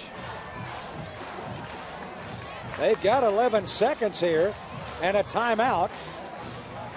And it's first down, so, I mean, you've got – they're coming out and going to run a play now. I love the chess match. I love this. Torrey Robinson is going over to the referee and indicating immediately after the play is down, wherever it might be, we are taking our final timeout. Here it is, Robinson rolling to the left. Down he goes. Now they take the timeout, stopping the clock at 7 seconds, so they just wanted to give him a perfect angle. Timeout. Troy, that is their third and final timeout of the second half. So a good game management decision by Coach Blakeney and company as they move the ball, take it to the center of the field, and now Taylor's got green lights all the way. Yeah. Well, you know that. Well, and I think it looks like Bowling Green has another timeout. I don't know if they would try to freeze him again. There's a lot of conversation going on with almost the entire coaching staff of Bowling Green, and the linesmen on that side, they were all out there really jawing with him. And now we're ready to play. The ball will be spotted down just inside the 25. So it'll be a 35-yard field goal try and hopefully a game winner. Timeout. And now Bowling Green does use their last timeout. That is their third and this is final long as 11 seconds. Of the second half. Now it's down to, yeah, it's going to be, but you expected them to use that.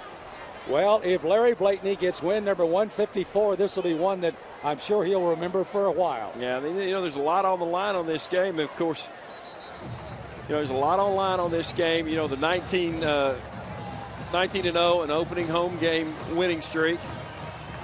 And just think about a great turnover. Defense, talk about turnovers in the first half, kind of slowed down Troy. Now they get a turnover and take it downfield, getting an opportunity to win this football game. Tony Davis with the intercept, setting all of this up. And here it is. 7 seconds to go. 35-yard field goal try. It's up, and it is good!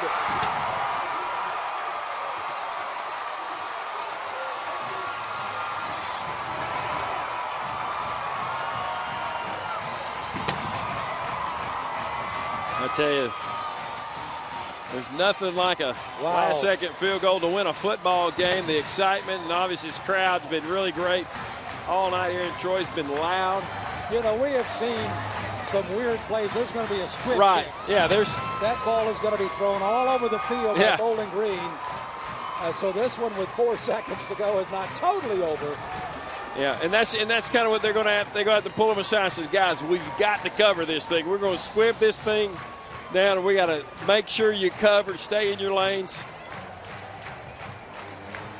Well, Roger, this has been a night with a lot of young players getting their opportunity to kind of make their amends. We've seen some injuries. We've seen a lot of mistakes. We've seen some spectacular plays. That's part of the growing process, and you'd have to feel that both Troy and Bowling Green certainly have some growing to do, but we saw some good bright spots today. Right. It's a good game for both these guys. They had a lot of inexperience coming into this game. Two teams that really are similar in what they have to do. Not a whole lot of returning starters. Two teams that went to bowl games last year, so it's a great first game for both teams. Well, we're going to just let this play out because it'll be lateral to about 15 different people at one time if this indeed is going to be a squib kick, and it is going to be in. There'll be the first guy, second guy, third guy. It's on the ground. It's picked up. Troy wins.